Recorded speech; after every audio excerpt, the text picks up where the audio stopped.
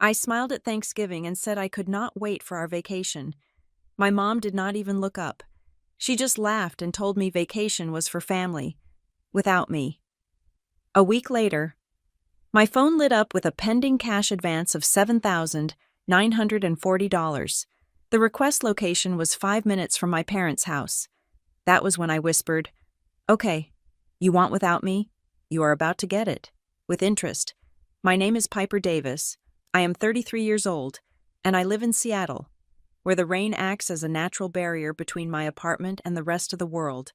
I work as a senior project manager at Copperline Creative Systems, a firm that specializes in crisis management for corporate branding. My job description essentially boils down to two things. One is managing impossible deadlines that would make a lesser person crumble. The second is keeping a face so devoid of emotion that clients cannot tell if I'm listening to their complaints or mentally redecorating my living room. We call it the Copperline face. It is a mask of professional, impenetrable calm. I wear it 40 hours a week. I just never thought I would have to wear it at my parents' dining table in Plano, Texas. I had flown in for Thanksgiving with a specific kind of foolish hope tucked into my carry-on luggage. Every year, around late October, I would tell myself that this year would be different. I would convince myself that the distance between Seattle and Texas had softened the edges of our family dynamic. I told myself that my father, Gordon, would ask about my career with genuine interest. I imagined that my mother, Marianne, would refrain from commenting on my weight or my marital status.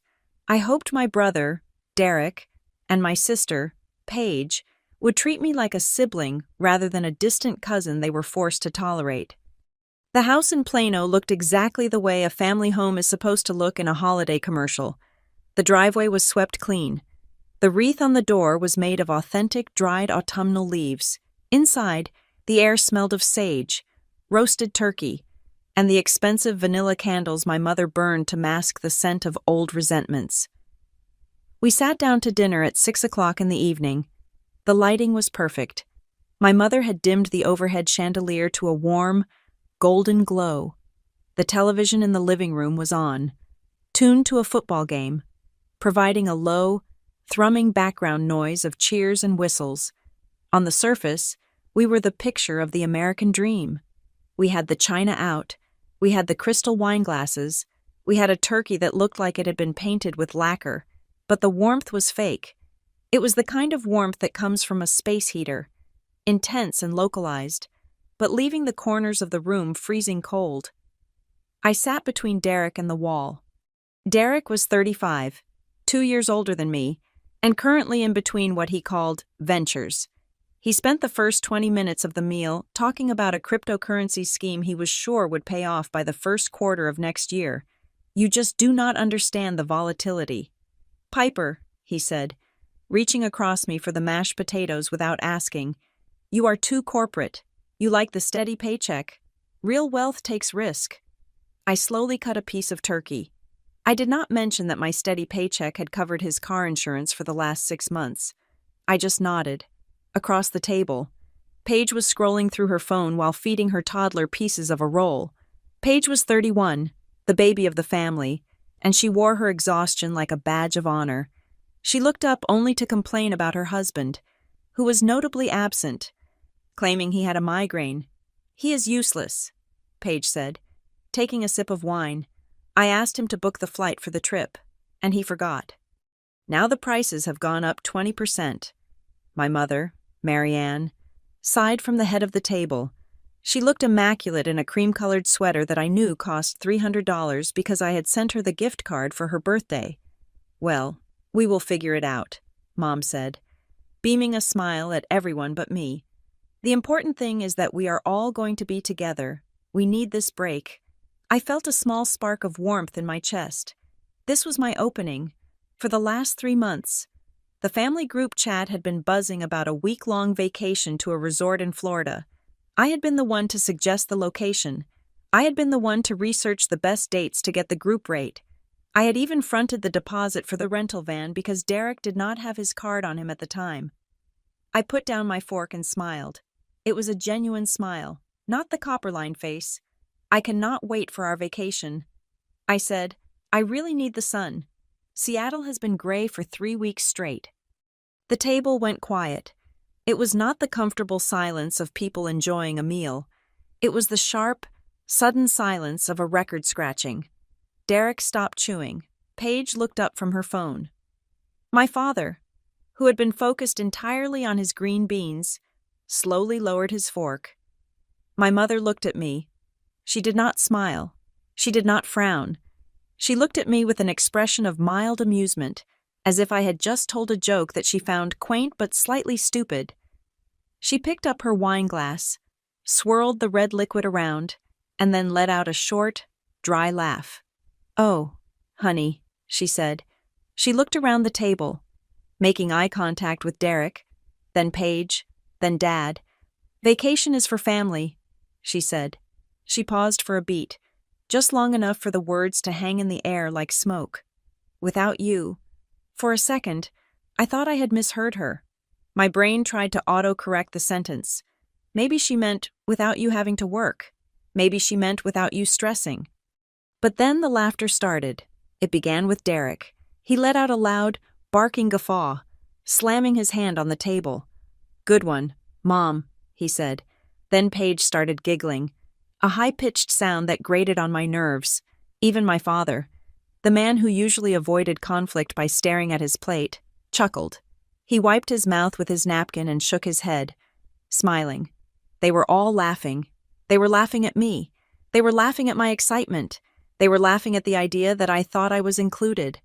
My mother was still looking at me, that smirk fixed on her face. It was not a look of apology. It was a look of triumph. She enjoyed the punchline. I was the punchline.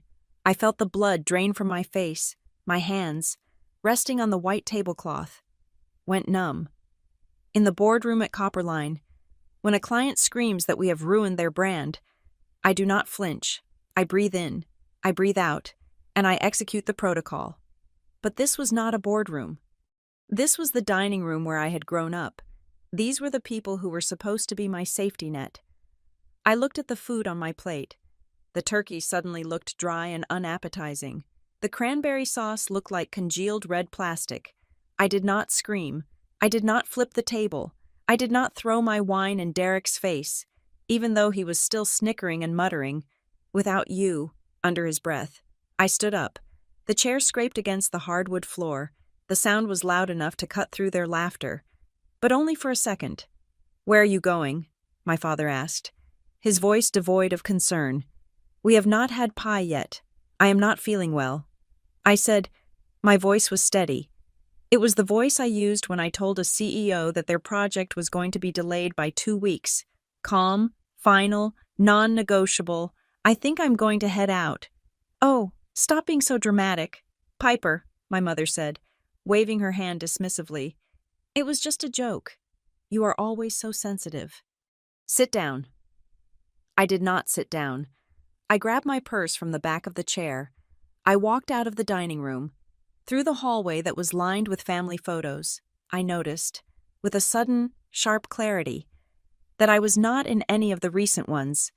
There were photos of Paige's wedding, photos of Derek graduating from a course he never used, photos of Mom and Dad on a cruise. I was a ghost in this house.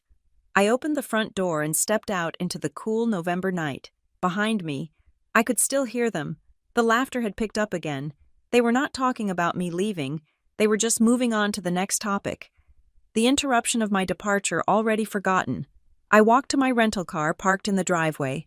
It was a silver sedan, nondescript and functional. I got in and closed the door. The sound of the latch clicking shut was the most satisfying thing I had heard all day. It sealed me in. It sealed them out. I sat there in the dark. I did not start the engine immediately. I stared at the garage door of my parents' house. I thought about the flight I had paid for to get here. $640. I thought about the rental car. $300. I thought about the groceries I had bought yesterday because Mom said she was short on cash until her pension check cleared. $215. I thought about the vacation. Vacation is for family. Without you. The words replayed in my head, looping over and over. It was not just an insult. It was a statement of fact. To them. I was not family. Family was the people who got to go to the resort. Family was the people who got to laugh. So what was I? I looked down at my hands, gripping the steering wheel. I was the resource. I was the safety net. I was the bank. I remembered the authorized user credit card. It was a card I had opened when I was 22, freshly graduated, and building my credit score. My mother had suggested I add her as an authorized user, just in case of emergencies. She said it would help her run errands for me if I was ever stuck at work. Over the last decade, the charges had been sporadic: a grocery run here, a gas station fill up there, small things I ignored because, well, she was my mother. But tonight, the math changed. They did not want me in Florida. They made that clear. They laughed about it, but they had certainly been happy to let me pay the deposit. I realized then that they did not want to cut me out completely. They wanted to cut me out of the joy, out of the memories, out of the respect. They wanted to revoke my rights as a human being, as a daughter, as a sister. But they wanted to keep my rights as a wallet. They wanted the vacation. They just did not want the donor to be present to spoil the mood. I reached for the ignition and turned the key. The engine purred to life. The dashboard lit up, casting a pale blue glow on my face. I looked at the house one last time. Through the sheer curtains of the dining room window, I could see the silhouette of my mother. She was raising her glass in a toast. Something inside me snapped. It was not a loud snap. It was the quiet, terrifying sound of a bridge collapsing in the distance. I put the car in reverse. I am done. I whispered to the empty car. I did not cry. Tears were for people who expected better. I knew better now. The sadness evaporated, replaced by a cold, hard clarity. It felt like the air conditioning in my office building sterile, efficient, and chilling. No one gets to laugh at my self-worth and then pick my pocket. I said. I backed out of the driveway, shifted into drive, and headed toward the airport. I did not look back. I had a flight to catch. And when I landed in Seattle, I had a lot of work to do, not for Copperline Creative Systems, for Piper Davis, because if vacation was without me, then everything else was about to be without me too. And unlike them, I knew exactly what that cost. The flight back to Seattle was 4 hours and 50 minutes of white noise and dark windows. I did not buy a drink. I did not watch a movie. I just sat there, staring at the seat back in front of me, feeling a sensation that was entirely new.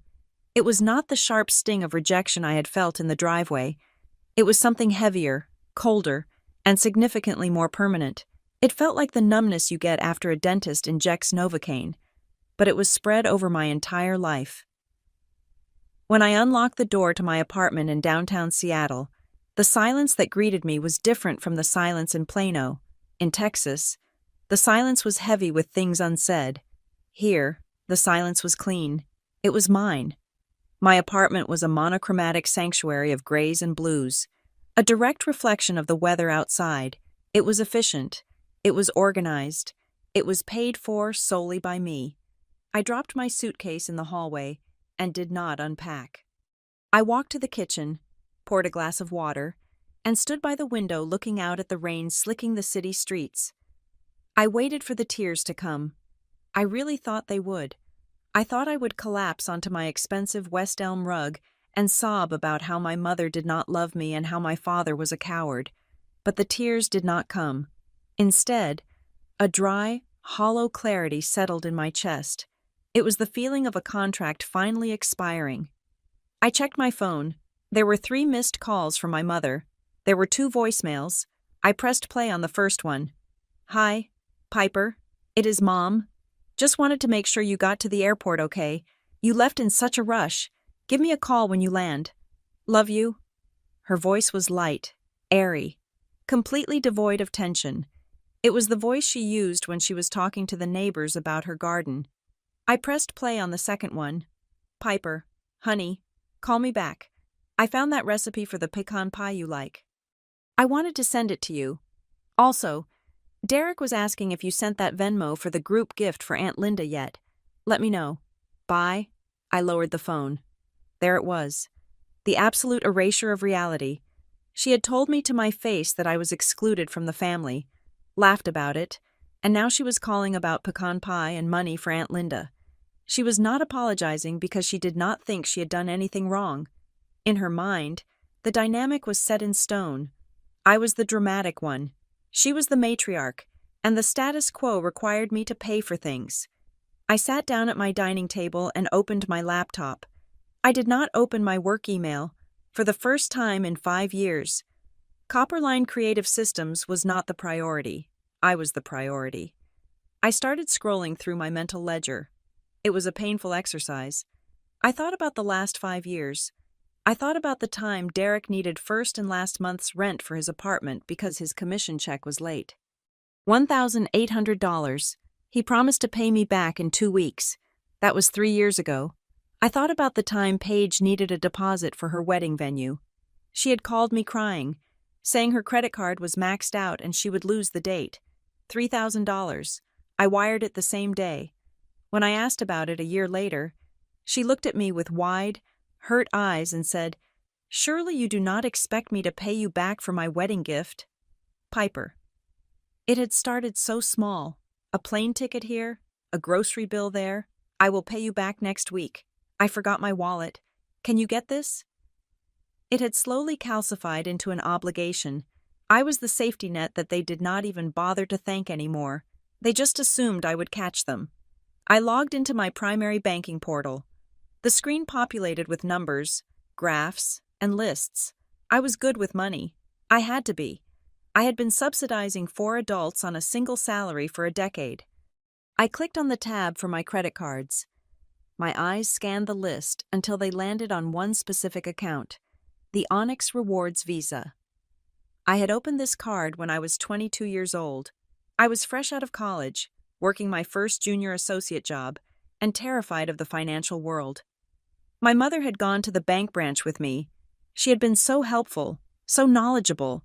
She had guided me through the application process, and right at the end, she had suggested, casually, that I add her as an authorized user. "It is just for emergencies."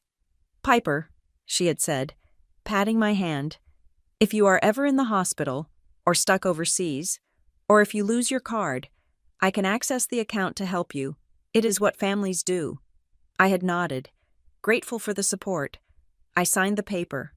A week later, 2 cards arrived in the mail.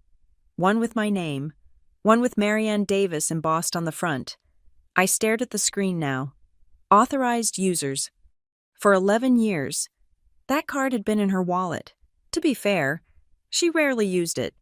In the beginning, there were a few charges for gas or pharmacy items, always followed by a check in the mail from my father. But over the last 2 years, the checks had stopped coming, and the charges had become more frequent. Target runs, liquor store purchases, a dinner at a steakhouse in Plano that cost $200. I had paid the bills without saying a word. I had told myself it was fine. They were my parents. They had raised me. $200 for a dinner was a small price to pay for keeping the peace. But peace was not what I had received in return. I had received a seat at a table where I was the punchline. My finger hovered over the Remove Authorized User button. My instinct was to click it, to sever the tie immediately, to burn the bridge and watch the flames reflecting in the Seattle rain. But then I stopped. If I removed her now, she would get a notification. Or worse, she would try to use the card for a pack of gum and get declined. She would call me immediately, screaming about embarrassment and errors. She would demand to know why I was being so petty. It would trigger a confrontation before I was ready. I did not want a confrontation. I wanted control. I withdrew my hand from the mouse and took a deep breath. I needed to be smart. I needed to be Copperline Creative Systems smart. When we managed a crisis at work, we did not panic. We secured the perimeter. We gathered data. We laid traps. I clicked on the Settings tab instead. First, I went to the Notifications section. I customized the alerts. Usually, banks only alert you for suspicious activity or transactions over a certain amount. I changed the settings. Alert me for any transaction over $1. Alert me for any card not present transaction. Alert me for any international transaction. Alert me for any cash advance request. I saved the changes. Now, if she bought a candy bar, I would know. Next, I went to the security section. I looked at the password recovery options. The security questions were laughably simple. What is your mother's maiden name? What was the name of your first pet? What street did you grow up on? My family knew all of these answers. Of course they did. They were the answers. If my mother ever wanted to lock me out of my own account, she could do it in 30 seconds. She could reset my password, change the email address, and take full control of the credit line. I clicked edit. I changed the questions to things they could never guess. What is your favorite obscure philosophy book? What is the name of the coffee shop you visited in London in 2015? What is the model number of your first laptop? I typed in answers that were random strings of alphanumeric characters, recording them in my physical notebook that never left my purse. Then, I enabled two-factor authentication. I set it to an authenticator app, not SMS. If they tried to log in, they would need my physical phone and my Face ID to get the code. I was locking the castle gates, but I was leaving the drawbridge down just enough to see who would try to cross it. Finally, I looked at the autopay settings. I had my car insurance, my phone bill, and my subscription services tied to this card to earn the points. If things went south, and I had to freeze the card instantly, my life would be disrupted. I opened a new tab and logged into my checking account. One by one, I moved every single essential bill to my debit card. It took 45 minutes. By the time I was done, the Onyx Rewards Visa was an island. It was connected to nothing vital to my survival. It was just a line of credit sitting in a database, waiting. I closed the laptop and rubbed my eyes. The apartment was dark now, save for the city lights bleeding through the windows. My phone buzzed on the table. I picked it up. It was a notification from the family group chat, simply titled, The Davises. I opened the thread. Paige had sent a photo. It was a screenshot of a resort website. Palm trees, white sand, and a sparkling blue pool. Caption, look at this swim-up bar. I'm going to live here next week, Derek replied with 3 beer mug emojis and a sunglasses face. Mom replied, you deserve it, sweetie. It is going to be such a wonderful time for us to reconnect, Dad replied. Just make sure we confirm the airport transfer. I do not want to drive the rental van if I do not have to. I scrolled up. There was my message from 3 weeks ago, confirming that I had paid the deposit for that rental van. There was my link to the flight deals I had found for everyone. And then, there was the gap. The gap between my departure from the dinner table and this current conversation about swim-up bars. No one had asked, Piper, are you okay? No one had said, Piper, we are sorry about what Mom said. No one had even asked, Piper, are you still coming? They knew I was not coming. That was the point. The joke at dinner was not a joke. It was a policy update. I was out. But the logistics I had arranged, and the deposit I had paid, were very much in. I looked at the emojis, the excitement, the absolute lack of guilt. They were planning a vacation on the foundation of my money and my exclusion, and they were sleeping soundly at night. A strange thing happened then. The heavy, cold feeling in my chest shifted. It did not get warmer. It got harder. It crystallized. I was not angry. Anger is hot. Anger makes you scream and throw things and send long emotional text messages that you regret in the morning. I was past anger. I was awake. For 33 years, I had been sleepwalking through my relationship with my family, dreaming that if I just paid enough, did enough, and achieved enough, they would finally see me. I thought the transaction was love for loyalty. I was wrong. The transaction was access for money. I set the phone down on the table. Face up. I watched the screen go black. I walked into the bathroom and turned on the shower. I needed to wash the airplane air and the Texas dust off my skin. As the hot water hit my back, I made a silent vow. I would not block them. I would not leave the group chat. I would not close the credit card. I would watch. I would wait. I knew my family. I knew their habits. I knew that my mother considered limits to be suggestions and budgets to be flexible concepts for other people. I knew that Derek felt entitled to anything he could touch. They thought the vacation was without me. They were right, but not in the way they thought.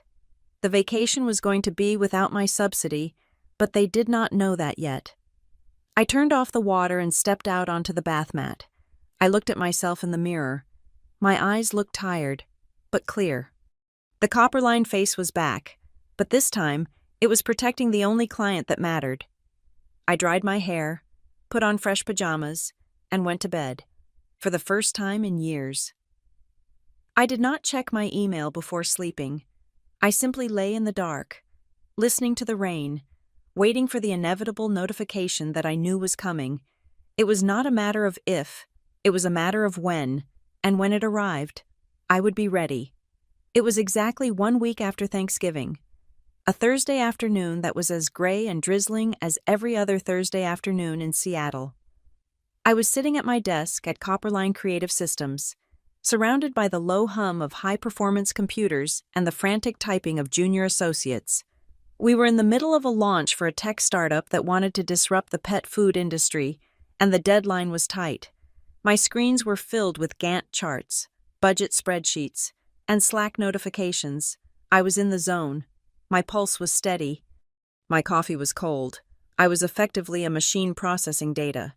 Then, my personal phone vibrated against the hardwood of my desk. It was not the standard buzz of a text message. It was the long, sustained vibration that I had programmed specifically for the high-priority alerts I had set up the night I returned from Texas. I picked up the phone. The screen was bright against the dim office lighting. The notification was from the Onyx Rewards app. Pending cash advance. I stared at the numbers. $7,940. I blinked. I read it again. $7,940. My brain, usually so good at finding patterns, momentarily stalled. That was not a grocery run. That was not a flight booking. That was a used car. That was a down payment.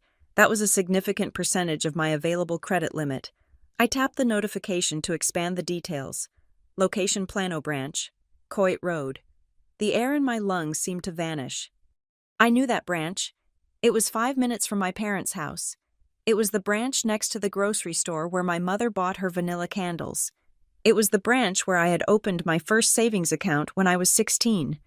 The precision of the location eliminated any possibility of fraud by a stranger. A hacker in Russia does not target a physical bank branch in Plano, Texas, to withdraw cash from a card owned by a woman in Seattle. This was not a mistake. This was a withdrawal. I stood up. My chair rolled back with a soft whir. I am stepping out for 10 minutes. I told the junior designer sitting across from me, handle the client if they ping. I did not wait for an answer. I walked out of the open plan office, past the break room, and into one of the soundproof phone booths we used for sensitive client calls. I closed the glass door and locked it. The silence inside was immediate and heavy. I dialed the number on the back of my digital card in the app. The automated voice greeted me. It asked for the last 4 digits of my social security number. I punched them in. It asked for my mother's maiden name. I paused. My fingers hovered over the keypad. I had changed this security question last week. I typed in the first 4 letters of the obscure philosophy book I had selected as the new answer. Access granted. I bypassed the menu options and pressed 0, then 0 again. I needed a human. A smooth professional voice came on the line. Thank you for calling Onyx Rewards. My name is Marcus. How can I assist you today? Ms. Davis. I took a breath. I summoned the Copperline face, channeling it entirely into my voice. I needed to sound rational. I needed to sound like the owner of the account, not a panicked daughter. Hi, Marcus, I said. I am looking at a notification for a pending cash advance of $7,940. I need to verify the details of this transaction immediately. There was a tapping sound of a keyboard on the other end. One moment. Let me pull that up, Marcus said. Yes, I see it here. A counter cash advance request initiated at the Plano, Texas branch at 2:14 p. Central Time. Initiated. I repeated. Has it cleared? It is currently in pending status, Marcus said. For an amount this large, especially a cash advance, our system requires a secondary authorization or a manager override at the branch level. It triggered a fraud alert because you are currently listed as residing in Washington state. Okay, I said. My voice was clipped. Can you tell me who initiated the request? Was it a card-present transaction? Yes, it was a card-present transaction, Marcus confirmed. The notes from the teller indicate that the customer presented the card and valid identification. I felt a coldness spread through my chest, starting at my sternum and radiating out to my fingertips. Valid identification, I asked. The card is in my name. I am in Seattle.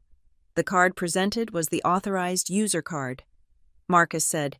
The identification provided matched the name on that card. Marianne Davis.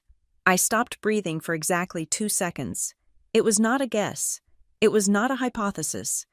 My mother had walked into the bank on a Thursday afternoon, stood in line, walked up to a teller, and handed them the credit card I paid for. She had presented her driver's license.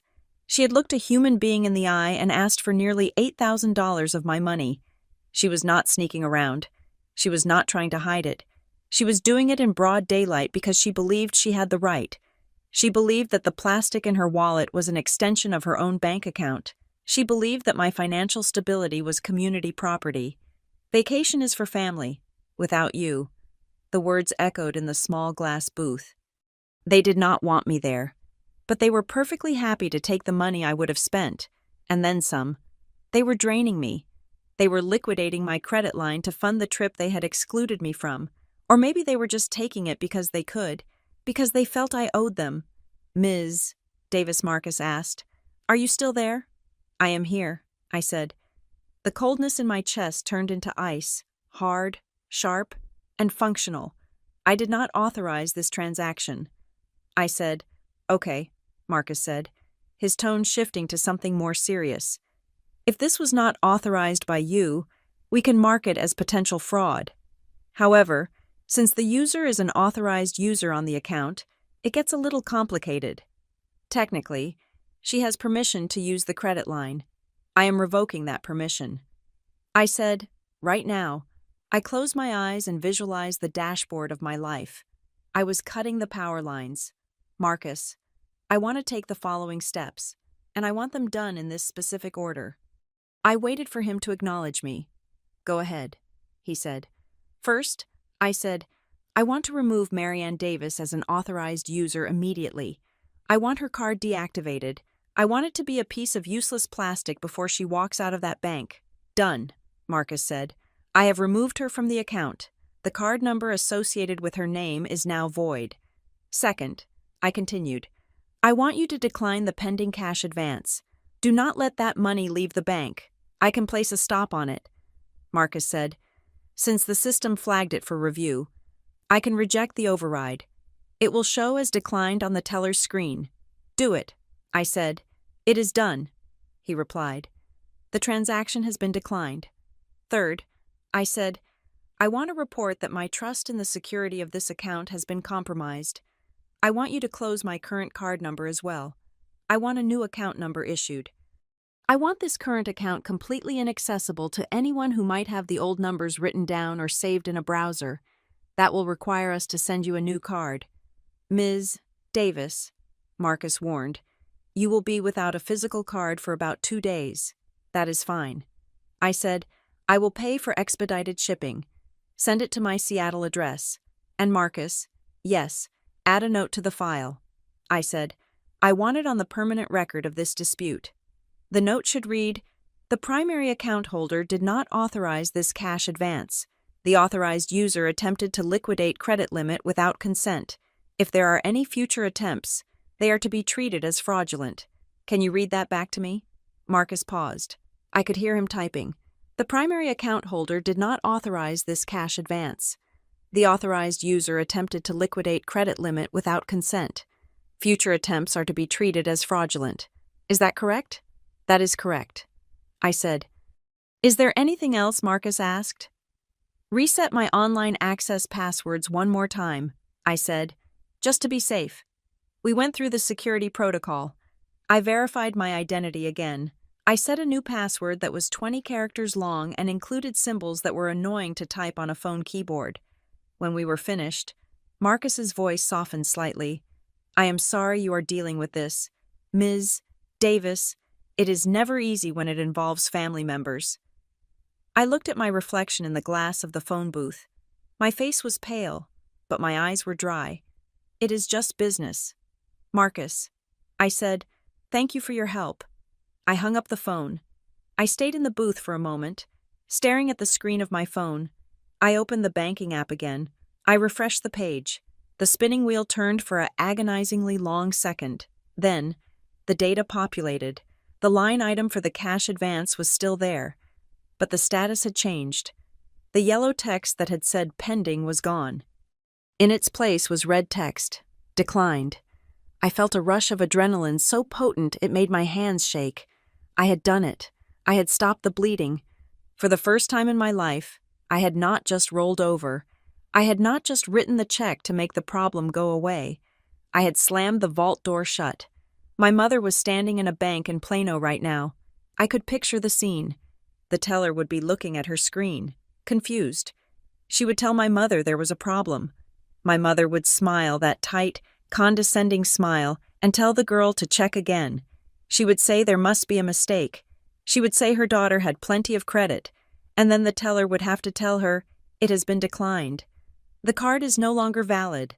The humiliation would be absolute, public, undeniable. I looked at the time. It was 2:25 p.m., Central Time. The transaction had been declined less than a minute ago. I knew what was coming next. I set my phone down on the small shelf in the phone booth and watched it. 3, 2, 1. The screen lit up. Incoming call, Mom. I watched it ring. The vibration buzzed against the shelf.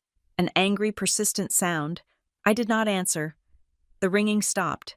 5 seconds later, incoming call, Dad. I watched that one ring too. Then a text message appeared at the top of the screen from Derek. Text. Piper. Pick up the phone right now. Mom is at the bank and there is a huge issue. Then another text from Paige. Text. What did you do? The phone started ringing again. Mom. It was like watching a breaking news story unfold in real time. The panic was radiating from Texas, bouncing off satellites, and landing in my quiet glass booth in Seattle. They were scrambling. The free ride had just hit a wall, and they were stunned. I felt a strange sense of detachment. It was like I was watching a group of people trying to open a door that I had welded shut. They could pound on it all they wanted. They could scream. They could blame the door. But it was not going to open. I reached out and silenced the ringer. I did not block them. Not yet. I wanted the record.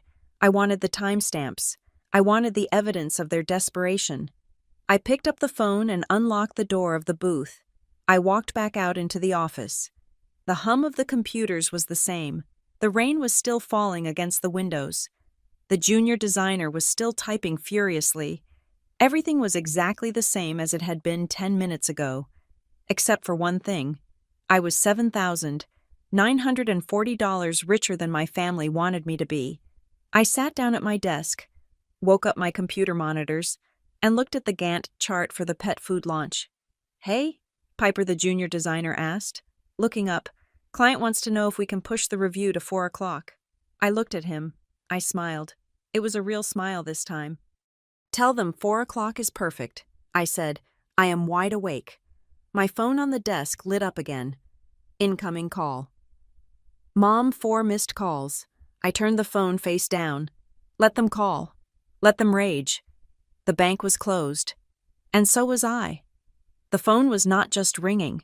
It was vibrating with such intensity that it was slowly inching its way across the smooth surface of my desk. It looked like a frantic, possessed object trying to escape its own hardware. I watched it move for a moment, listening to the buzzing sound amplifying against the wood. It was the sound of panic. It was the sound of a plan disintegrating in real time. I picked it up, not to answer, but to silence the noise so my coworkers would not stare. The screen was a chaotic waterfall of notifications. They were stacking on top of each other so fast that I could barely read the names before they were pushed down by the next one. Missed call, Mom. Missed call, Dad. Missed call, Derek. Missed call, Paige. Text message, Dad. Text message. Derek, missed call, Mom. It was a coordinated assault. It was the kind of communication barrage you usually only see when someone has died or a house is on fire. But no one had died. The only thing that had expired was my credit limit. I unlocked the phone and went straight to the family group chat.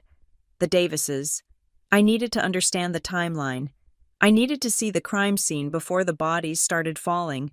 I scrolled up, past the angry red badges of unread messages, back to about 20 minutes ago, back to when I was on the phone with Marcus at the bank. The chat log told a fascinating story of hubris. At 2:10 in the afternoon, Paige had written, "We are at the front desk. The guy says if we pay in cash right now, he can upgrade the suite to the ocean view for the same price as the garden view. We need to move fast." At 2:12 in the afternoon, Derek had replied, "Do it. Ocean view is non-negotiable." At 2:13 in the afternoon, my mother, Marianne, had sent a message that made my blood run cold. It was a single line, "I'm handling it right now." She had added a smiley face emoji, a blushing, happy smiley face. She was standing in the bank line at that exact moment, holding my card, preparing to drain nearly $8,000 from my account, and she was typing emojis. She was not nervous. She was not conflicted. She was efficiently managing the logistics of stealing from her daughter to upgrade her view of the Atlantic Ocean. Then, there was a gap of about 10 minutes. This was the time I spent on the phone with Marcus. This was the time the teller was likely looking at the screen, frowning, and calling a supervisor. This was the time my mother's smile was slowly sliding off her face. Then came the explosion. At 2:25 in the afternoon, right after I hung up with the bank, the tone of the chat shifted from logistical to hysterical. Mom wrote, "The card is not working. It says declined. Piper, did you change something?" 2 minutes later, she wrote again, "Call the bank. Now. The teller says the card is void." This is embarrassing. People are staring. Then Dad entered the chat. His messages were short, capitalized, and commanded like I was a wayward employee. "Pick up. Now. We are waiting." Then Derek, "Piper, what is going on? We are losing the reservation. The guy cannot hold the suite forever." Then Paige, "This is a joke, right? Please tell me this is a joke." I read these messages with a level of detachment that surprised me. I felt like a forensic accountant reviewing the ledger of a failed company. They were not asking if I was okay. They were not worried that my identity had been stolen. They were worried about the suite. They were worried about the embarrassment of being told no. My phone started ringing again in my hand. It was my father. I let it ring until it went to voicemail. Then a text from Derek appeared at the bottom of the screen. "Do you know what you just ruined? You are being so petty. Fix this." There was no apology. There was no explanation. There was just the assumption that I had broken something that belonged to them. They truly believed they were entitled to that money. They believed that my role in the ecosystem was to remain silent and solvent. I sat there, the blue light of the monitor reflecting in my eyes. I could type a paragraph. I could explain that I knew about the cash advance. I could scream at them for the audacity of going to my branch. I could ask them why they thought they could take a vacation without me but take my money with them. But words were useless with people who did not speak the language of accountability. They would twist my words. They would gaslight me. They would say I was overreacting. So I decided to speak their language, the language of transaction. I took a screenshot of the banking app. I made sure to capture the specific line item clearly, the date today, the location Plano, Texas, the amount $7,940, the status declined. I cropped the image so there was no extraneous information, just the cold, hard facts of the rejection. I opened the group chat. The typing bubbles were dancing at the bottom of the screen. Someone, probably Paige, was writing another long, guilt-tripping message. I uploaded the image. I watched the blue progress bar slide across the top of the screen. Sent. Then, I typed 2 sentences. I did not use capital letters. I did not use exclamation points. I wanted the words to look as flat and final as a tombstone. Vacation without me. Payment without me. I hit send. I stared at the screen. The typing bubbles vanished instantly. For a solid 10 seconds, Nothing happened. The chat was dead silent. I could imagine the scene in Texas. I could see them standing in the lobby of the bank, or maybe they had retreated to the parking lot by now. I could see them huddled around my mother's phone, staring at the image, reading the words.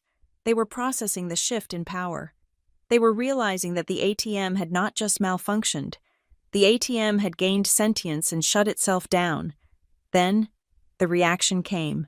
It was not shame. It was rage. The messages flooded in so fast the screen blurred. Mom. How dare you? After everything we have done for you. Paige. You are so selfish. You knew how much we wanted this. You did this on purpose to humiliate Mom. Derek. You are unbelievable. You have plenty of money. You are just doing this to be a bitch. Dad. You are cutting off your nose to spite your face. Piper. This is family. Family helps family. You fix this immediately or do not bother coming home for Christmas. I read the words, selfish, bitch, humiliate, a week ago. These words would have crushed me. I would have been crying in the bathroom, wondering what was wrong with me. I would have called the bank back and authorized the charge just to make them stop screaming. I would have bought their love, even though the price was too high. But today, the words just bounced off.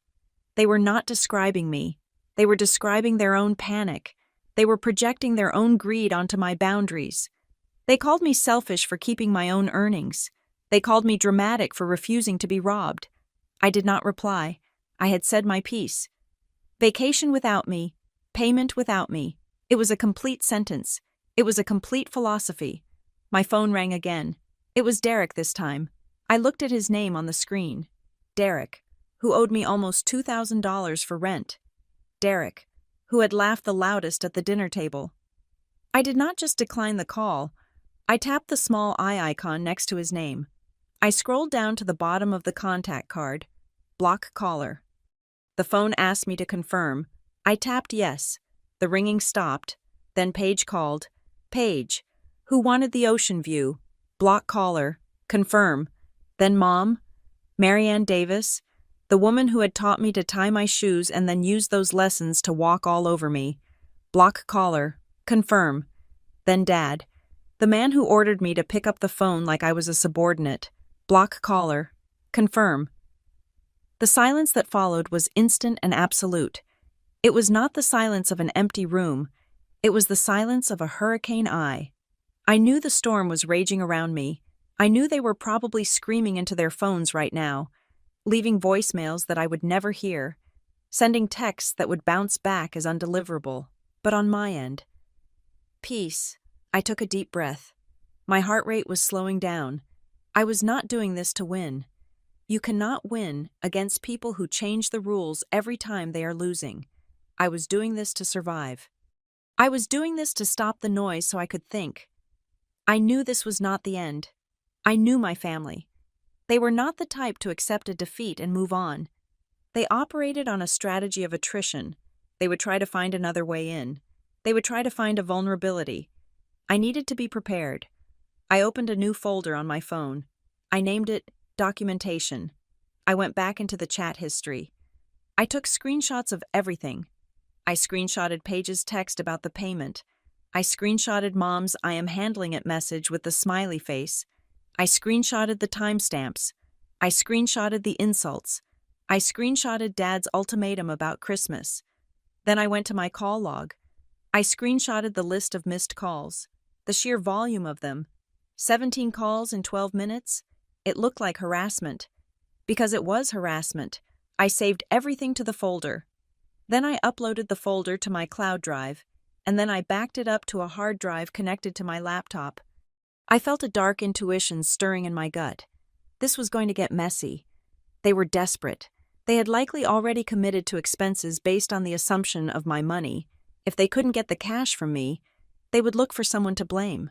They would rewrite the narrative. I needed to make sure my version of the truth was bulletproof. I looked at the time. It was now 2:45 in the afternoon. 30 minutes. That was all it took to sever a lifetime of financial dependency. I put the phone down on the desk. Face up this time.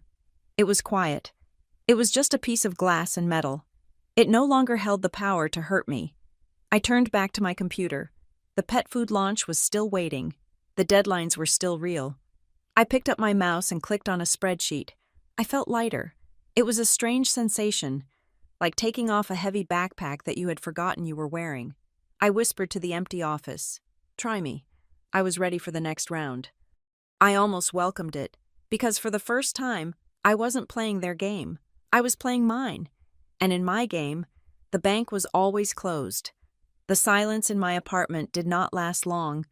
It was a fragile, artificial peace that I knew was destined to shatter. I spent Friday working from home, my laptop set up on the kitchen island, my eyes darting to the front door every time the elevator chimed in the hallway. I had blocked their numbers. But technology is a hydra. You cut off one head, and another snakes its way in. It came through an email notification at 11 in the morning. It was from Paige. She had bypassed the block by using her work email address, something she usually claimed was strictly for professional use. The subject line was blank. The body of the message was 2 sentences that made the hair on my arms stand up. "We are coming to talk in person. You cannot ignore us forever." I stared at the screen. The audacity was breathtaking. They had just been denied a fraudulent cash advance of nearly $8,000. They were likely scrambling to cover the deposit they had lost. Logic dictated that they should be saving every penny. Logic dictated that they should be panicking about their own finances. But my family did not operate on logic. They operated on the principle of overwhelming force. They were spending money on last-minute flights to Seattle, flights that likely cost $2,000 or more for 4 people just to come here and force me to pay for the vacation they had already ruined. It was financial suicide, but it was also a terrifying display of commitment to their narrative. I typed a reply. I did not address them. I did not ask for flight numbers. I wrote 7 words. "Do not come. I will not open the door." I hit send. Then, I closed the laptop. I knew they were coming. I knew my mother. She believed that physical proximity was her superpower. She believed that if she could just get in my face, if she could just touch my arm and do that teary-eyed look she had perfected over 3 decades, I would crumble. She thought I was a locked safe, and she was the only one with the combination. I needed to change the lock. I put on my raincoat and went to the nearest electronics store. I bought a wireless video doorbell, the kind that adheres to the doorframe and connects to your Wi-Fi instantly. I did not ask for permission from my landlord. I did not care about the building aesthetics. I needed eyes on the hallway. I returned home and installed it. It took 10 minutes. The camera was small, black, and unobtrusive, but its blinking blue light sent a clear message: "I am watching." Then, I went downstairs to the lobby. The concierge, a man named Mr. Henderson, who usually only saw me when I was picking up packages, looked up in surprise. "Mr. Henderson," I said, keeping my voice steady, "I am expecting some unwanted visitors. My family is flying in from Texas. I have not invited them. I do not want them allowed up to my floor." Mr. Henderson frowned, adjusting his glasses. "Is there a safety concern?" "Ms. Davis," he asked. I thought about the word safety. Was I physically afraid of them? My father was 60, my mother was 5'4". Derek was loud but generally cowardly. They were not going to beat me up, but they were going to invade me. They were going to try to break into my mind, my sanctuary, and my wallet. That was a safety concern. "They are aggressive," I said, "and they are desperate for money. Please do not buzz them in. If they slip in behind someone else, I need you to know that they are trespassing." "I will make a note of it," he said, typing into his terminal. "No access for the Davis family." I went back upstairs. I locked the deadbolt. I engaged the chain lock. I checked the video feed on my phone. The hallway was empty. The gray carpet stretched out, silent and vacant. I waited. The afternoon dragged on. The rain hammered against the glass of my living room window, blurring the city lights into streaks of gold and silver. I sat on my couch, my phone in my hand, watching the battery percentage tick down, 90%, 80%. At 7:14 in the evening, my phone vibrated. It was a sharp, urgent buzz that I felt in my teeth. Motion detected front door. I did not go to the peephole. I did not walk to the door. I stayed on the couch, my heart hammering against my ribs like a trapped bird. I unlocked my phone and tapped the notification. The screen filled with the live feed from the hallway. The fisheye lens of the camera distorted the image, curving the edges of the hallway so it looked like a tunnel. Standing there, bathed in the harsh fluorescent light of the corridor, were 4 figures. They looked like distorted caricatures of the people I had left in Texas. My father was standing closest to the door. His face was red, flushed with either anger or the exertion of travel.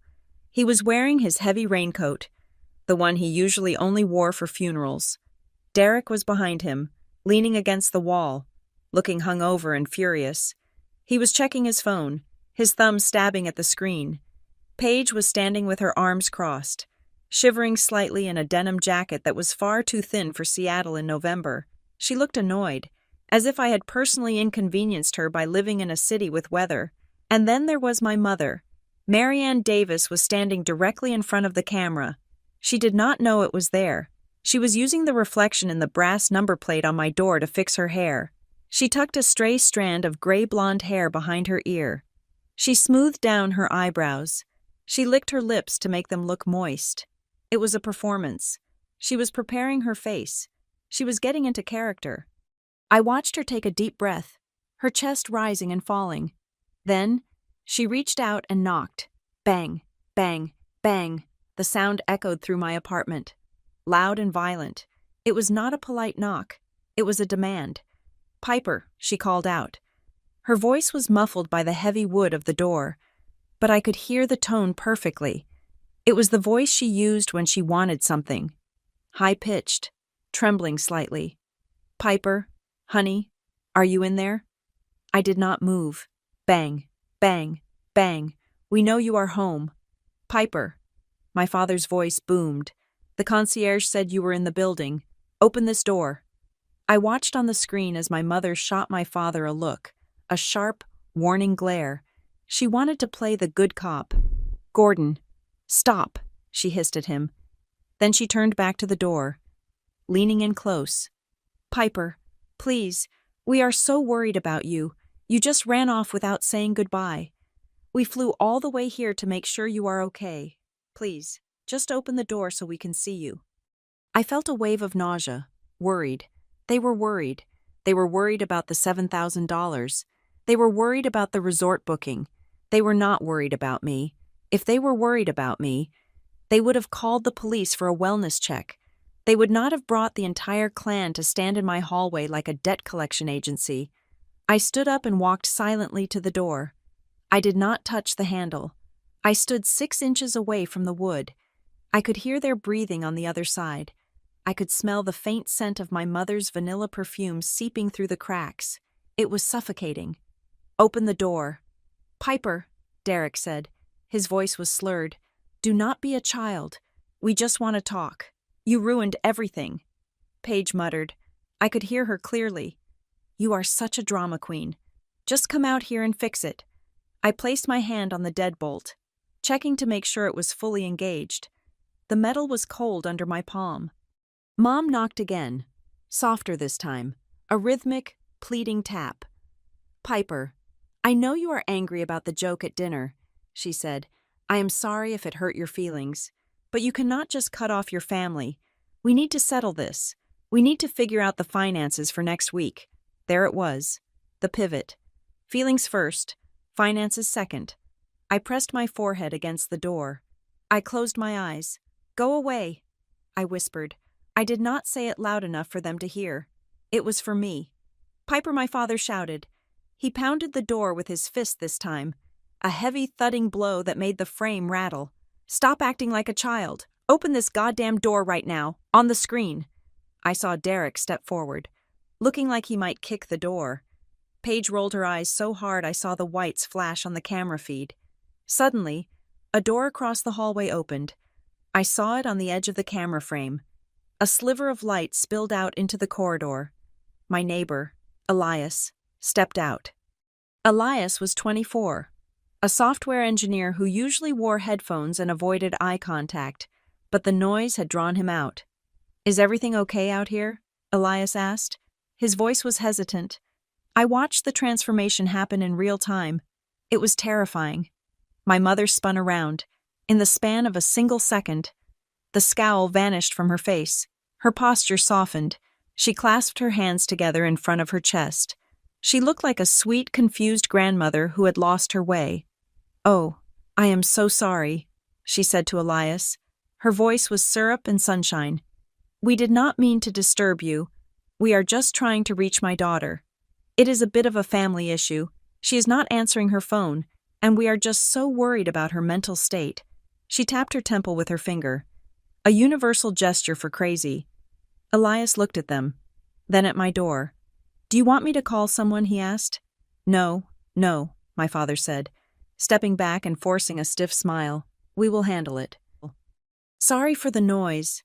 Elias lingered for a moment, sensing that something was wrong, but he was too polite to intervene further. He nodded and retreated into his apartment, closing the door. As soon as the latch clicked on Elias's door, my mother turned back to my door. The smile was gone. The mask had dropped. She did not knock this time. She stepped right up to the camera. I could see the pores on her nose. I could see the spider veins in her eyes.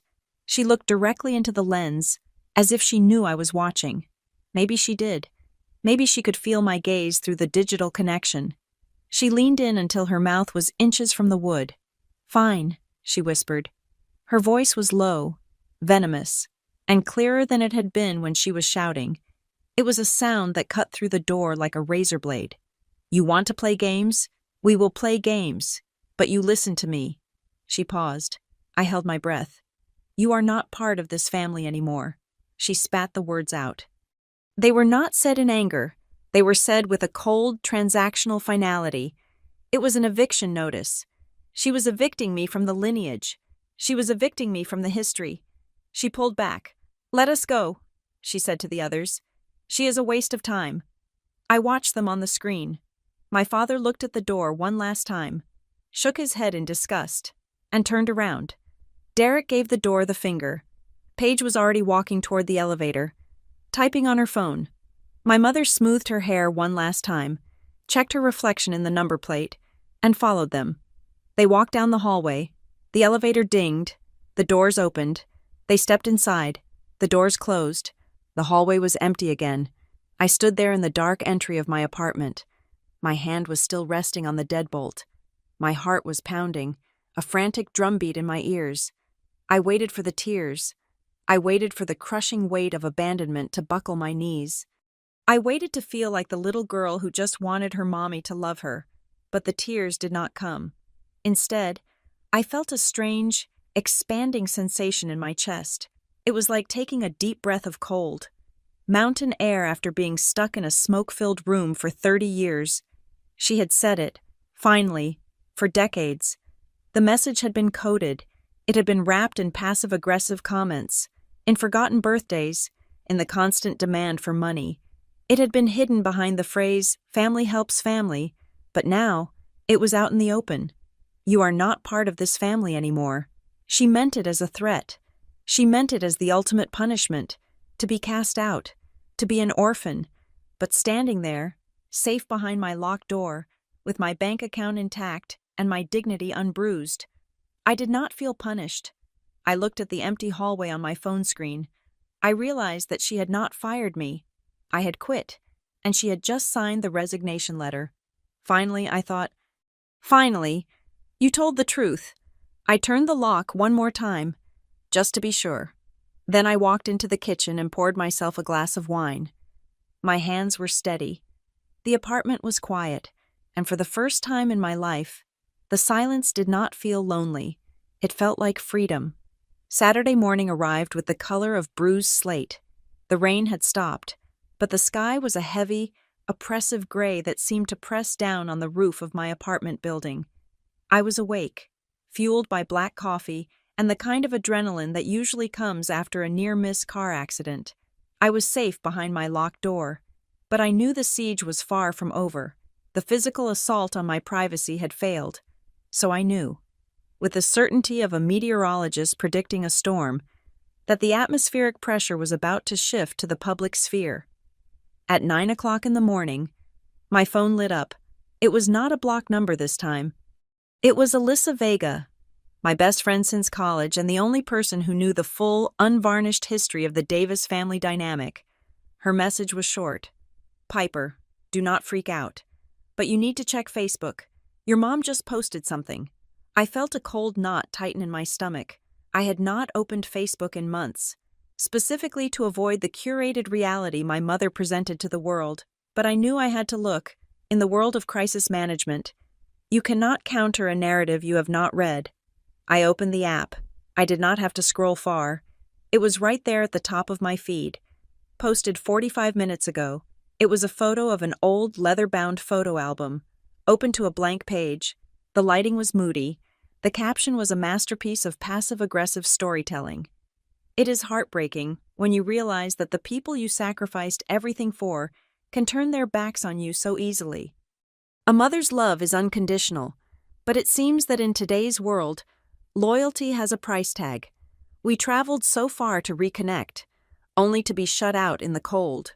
Literally, pray for our family. We are dealing with some very deep, very painful wounds right now. Family. First heartbroken prayers needed. I stared at the screen. My jaw ached from how hard I was clenching my teeth. She did not name me. That was her brilliance. If she had named me, she would look aggressive, by keeping it vague. She was the victim. She was the martyr. She was the saintly mother weeping over the empty page of her life, while the unnamed villain me laughed in the shadows. I clicked on the comments. They were already rolling in. A woman named Barbara, who I remembered as the gossip queen of my parents' church choir, wrote, "Oh, Marianne, I am so sorry. I can only imagine who you are talking about. Kids these days just do not understand the meaning of sacrifice. Sending you hugs." My Aunt Linda wrote, "Stay strong. Sister, you did everything for those kids. Shame on anyone who forgets where they came from." A random cousin I had not spoken to in 10 years added, "That is terrible. Family is everything. I hope they come to their senses." The anger flared up in my chest, hot and white. I wanted to type. My fingers hovered over the keyboard. I wanted to reply to Barbara and tell her that the sacrifice she was praising was actually an attempt to steal $8,000. I wanted to reply to Aunt Linda and tell her that the only thing I had forgotten was to change my banking password sooner. I wanted to post the screenshot of the declined transaction right there in the comments section and watch their digital sympathy evaporate.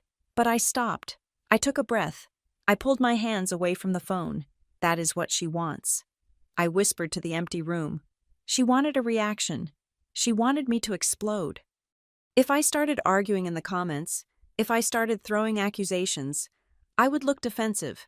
I would look emotional. I would look exactly like the unstable daughter she was painting me to be. She was baiting a trap, and she was waiting for me to step into it so she could snap the jaws shut and say, "See, I told you she was difficult." I was not going to give her that satisfaction. I was not going to be the crazy daughter. I was going to be the cold, hard wall that she crashed against. I closed Facebook. I did not like the post. I did not comment. I did not share it. Instead, I opened my laptop. I went to the folder I had created the day before, the documentation folder. I took a screenshot of her Facebook post. I took screenshots of the comments. I added them to the file. Then, I opened a new email draft. I addressed it to a lawyer named Sarah Jenkins. Sarah was a shark in a silk blouse, a woman I had worked with on a difficult contract negotiation for Copperline 2 years ago. She was expensive, she was terrifying, and she owed me a favor. Subject urgent. Cease and desist. Harassment issue. I typed out the summary. I attached the timeline. I attached the screenshot of the cash advance attempt. I attached the video file of them pounding on my door. I attached the screenshot of the Facebook post. I need a formal cease and desist letter sent immediately. I wrote, I want it sent via certified mail to their address in Plano, and I want a digital copy sent to their email addresses today. The terms are simple: no contact, no physical proximity to my home or workplace, no attempts to access my financial accounts, and no defamatory statements on social media that imply criminal or unethical behavior on my part. I hit send. 20 minutes later, Sarah replied, "Consider it done. I will have the draft to you within the hour. We will serve them electronically by noon." I felt a measure of relief, but I knew the social pressure was just beginning. My mother's Facebook post was a signal flare, and the flying monkeys were mobilizing. At 10:30 in the morning, the text messages started coming in from numbers I did not have saved. One was from an area code in Texas. "Piper, this is Mrs. Gable. I just saw your mother's post. I am praying that you soften your heart. You only have one mother. Do not throw away your family over a misunderstanding." Another one came from a number I vaguely recognized as my Uncle Robert's wife. "We are all very disappointed. Piper, your parents are good people. Call them." They were coming at me from all sides, armed with half-truths and religious guilt. They did not know the facts. They only knew the story Marianne Davis had spun for them, a story where she was the long-suffering saint and I was the cruel, heartless prodigal daughter. I did not reply to Mrs. Gable. I did not reply to my aunt. I tapped the info button. Block caller. I tapped the next one. Block caller. It was a game of whack-a-mole, but I was efficient. I did not read the messages fully. I scanned the first line, identified the tone of moral superiority, and hit the block button. I was not going to let their guilt trip infiltrate my peace. Then, I went back to Alyssa's text thread. I typed, "They are rallying the troops. Random people are texting me to tell me I'm going to hell." Basically, Alyssa replied instantly, "Send me their names. I will fight them. I have time today." I smiled. I loved her, but this was not a bar fight. This was a PR campaign. No. I wrote, "Do not engage. That just feeds the fire. But I need to clear the air with the people who actually matter." I thought about who those people were. Most of my extended family were lost causes, firmly entrenched in my mother's cult of personality. But there were a few who had always looked at my parents with a skeptical eye. There was my cousin Ben, who had stopped talking to Derek after a business deal went south. There was my Aunt Sarah, my father's sister, who had always hated the way my mother spoke to waiters. And there was Alyssa. I created a new group chat. It included just 3 people, Alyssa, Ben, and Aunt Sarah. I did not write a long, emotional essay. I did not use adjectives. I used data. I am sending this because there is a public narrative being spun right now that is false. I typed, "I am not asking you to take sides, but I am asking you to look at the facts before you judge me." I attached 3 images. Image 1. The screenshot of the banking app showing the declined cash advance of $7,940 at the Plano branch. Image 2. The screenshot of the group chat where my mother wrote, "I am handling it right now," followed by the timestamp of the attempted theft. Image 3. A 10-second clip of the video from my door, specifically the moment where my mother's face shifted from the sweet, worried grandmother to the cold, hard mask as she whispered, "You are not part of this family anymore." I added one final text. They tried to take my money without asking. I stopped them. When they came to my door to demand it, I refused to let them in. That is the entire story. I am safe, but I am done. I hit send. I watched the read receipts appear. For 5 minutes, there was silence. Then, Aunt Sarah typed, "Oh, my God." Cousin Ben typed, "That is literally grand larceny." "Piper, did you call the police?" I replied, "Not yet. My lawyer is sending a cease and desist today. I just wanted you guys to know the truth, so you do not have to wonder." Aunt Sarah replied, "I just saw her Facebook post. I was about to call her. But now, this makes sense. This makes so much sense. I always knew she was manipulative, but this is criminal." Ben replied, "I am screenshotting this. If anyone asks me why Piper is not at Christmas, I am showing them the receipt." Literally, I felt the tension in my shoulders drop another inch. I had secured the perimeter. I had immunized the people I respected against the infection of my mother's lies. As for the rest of them, the Mrs. Gables and the distant cousins, they could believe whatever they wanted. Their opinions did not pay my rent. Around noon, my phone pinged with an email from Sarah Jenkins. Attached is the cease and desist letter. It has been sent. I opened the PDF. It was beautiful. It was written in the sharp, terrifying language of the law. It cited the unauthorized access of credit accounts. It cited the harassment. It explicitly stated that any further attempts to contact me or slander my reputation would result in immediate litigation. It was a shield. I sat back in my chair. The apartment was quiet. The rain outside had started again, a gentle tapping against the glass. I checked Facebook one last time, using an incognito browser so I would not appear as active. The comments on my mother's post had shifted. Aunt Sarah had commented. She did not attack. She just wrote, "Interesting perspective." Marianne, does this have anything to do with the bank visit on Thursday? It was a subtle surgical strike. My mother had not replied. In fact, 30 seconds after I refreshed the page, the comment was gone. My mother had deleted it. But then Ben commented, "Truth has receipts." Aunt Marianne, careful what you post. That comment disappeared too. Then, the entire post disappeared. She had taken it down. I laughed. It was a short, dry sound. But it was genuine. She had realized that the narrative was not as controlled as she thought. She had realized that I was not hiding in a corner, crying. I was watching, and I had ammunition. She had retreated. I closed the laptop. I walked to the kitchen and made myself a sandwich. I ate it standing up, looking out at the city. My phone buzzed again. It was a text from a number I did not know, but the preview showed the first few words. "You think you are so smart." I did not open it. I did not read the rest. I knew it was Derek or Paige, using a burner app. I blocked the number. I was safe. I was the villain in their story. Yes, but I was a solvent, independent, and protected villain, and frankly, the role suited me much better than the victim. Sunday morning began with a deceptive kind of peace. The rain had paused, leaving Seattle in a suspended state of gray mist that felt almost protective. I sat at my kitchen island with a mug of black coffee, watching the steam rise, feeling a sense of accomplishment. I had weathered the storm. I had blocked the calls. I had secured the perimeter.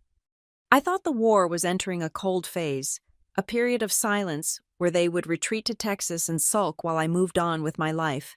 I was wrong. The silence was not a retreat. It was a reload. At 10:15 in the morning, a notification slid onto the screen of my laptop.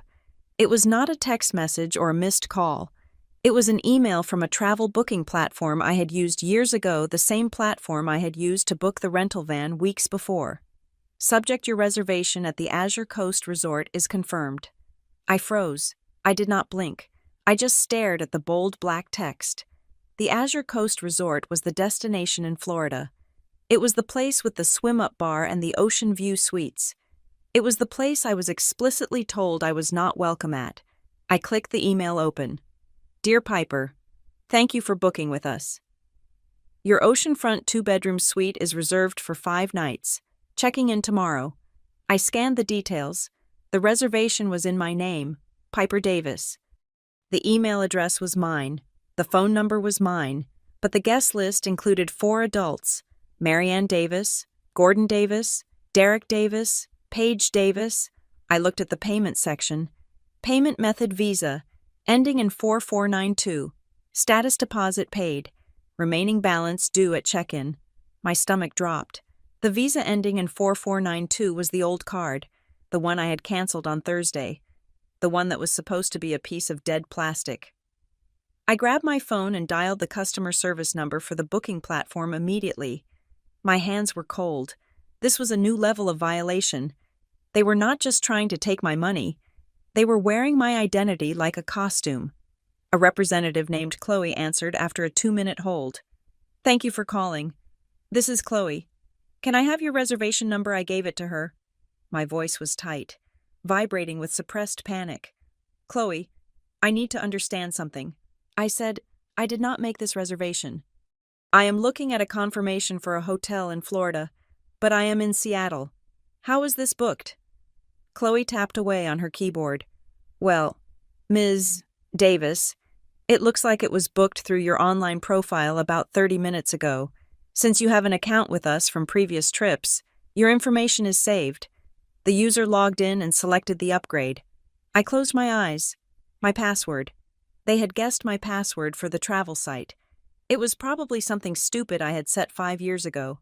Something like the name of the street we lived on plus a year. And the payment, I asked. That card was reported lost and stolen on Thursday. How did it process? It looks like the system used the card on file to guarantee the booking. Chloe explained. Since it is a pay-at-property reservation, we only run a pre-authorization check. Sometimes, if the card is recently canceled, the token in our system still registers as valid for a hold until the bank fully rejects the handshake, which can take a few hours, but the card will definitely be declined when you try to pay the full balance of $4,200 at the front desk. I felt a wave of nausea. They knew the card would not work for cash. They knew they could not extract bills from an ATM, so they had pivoted. They had used my account to make the booking, using my credit rating as the collateral. Their plan was to show up at the resort, check in, and when it came time to pay, they would shrug. They would say, "Oh, put it on the room." They would run up a bill of $4,000, plus room service, plus drinks, and when the card was inevitably declined at the end of the stay, the resort would come after the person named on the reservation, me. They were not trying to steal my cash anymore. They were trying to trap me in a debt. They were trying to force me to pay the bill after the fact to save my credit score and avoid a lawsuit from the hotel. "Chloe," I said, my voice dropping an octave, "this is a fraudulent booking. I need you to cancel it immediately." "Okay," Chloe said, sounding unsure. "I can cancel it, but because it is within 24 hours of check-in, there is a cancellation fee. The policy states we have to charge the first night's rate plus tax. That comes to $680. I laughed. It was a harsh, incredulous sound. "You want to charge me $600 for a reservation I did not make. It is the policy." "Ms. Davis," Chloe said. I looked at the clock. If I argued with her, the reservation would stand. If the reservation stood, my family would check in tomorrow. Once they were in the room, getting them out would be a civil matter. The bill would skyrocket. "Cancel it," I said. "But the fee," Chloe started. "Cancel it," I commanded. "Charge the fee to the card on file. When it declines, send the bill to my email. I will dispute it later. Just kill the reservation. Right now." I waited. I heard the clicks. "It is canceled," Chloe said. "I have sent the cancellation notice to your email." "Thank you," I said. "And Chloe, please wipe my payment methods from the system. Delete the profile." I hung up. I sat there for a moment, breathing hard. $680. That was the cost of the kill switch. They had just burned nearly $700 of my money, or at least, a debt that would now be assigned to me to fight just to try and force a vacation. But the money was not the scary part. The scary part was the access. They had logged into my travel account. They had navigated my profile. They had impersonated me. This was not a family dispute. This was identity theft. I opened a new tab on my browser. I went to the websites for the 3 major credit bureaus: Equifax, Experian, TransUnion. I did not hesitate. I initiated a total security freeze on all 3. I filled out the forms. I created pins that were random strings of numbers I generated using a secure app. I watched the progress bars load. Credit report frozen. New inquiries blocked. No one could open a credit card in my name. No one could take out a loan. No one could buy a car. If they tried to use my social security number to open a tab at the resort, the system would flag it instantly. I was building a digital fortress around my existence. My phone on the desk lit up. It was a voicemail notification. The transcription preview said, "New voicemail from unknown caller." I knew who it was. They had found a payphone, or used a hotel lobby phone, or borrowed a stranger's cell. I pressed play. The sound of my mother's voice filled the kitchen. But it was not the sweet voice, and it was not the angry voice. It was a voice I had never heard before. It was breathless, jagged, and terrified. "Piper, you are humiliating us. We are at the airport. The app says the booking is canceled. We have already checked our bags. Do you have any idea what you are doing?" There was a pause. I could hear airport announcements in the background. I could hear my father shouting something unintelligible. Then her voice dropped. It became a low, guttural whisper. You think you can just cut us off? You think you are the only one with power? We raised you. We know everything about you. We have your social security number. We have your birth certificate. We know where you bank. We still have your information. She emphasized the word information like it was a weapon. Don't make this worse. Piper, fix the booking, or we will start using what we know. The message ended. I sat there, frozen. The air in the kitchen felt suddenly thin. We still have your information. It was a threat. A direct, unequivocal threat.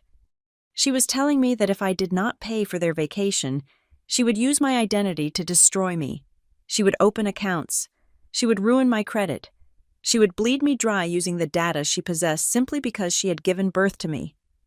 My hands started to shake, not from fear, but from a profound, sickening realization.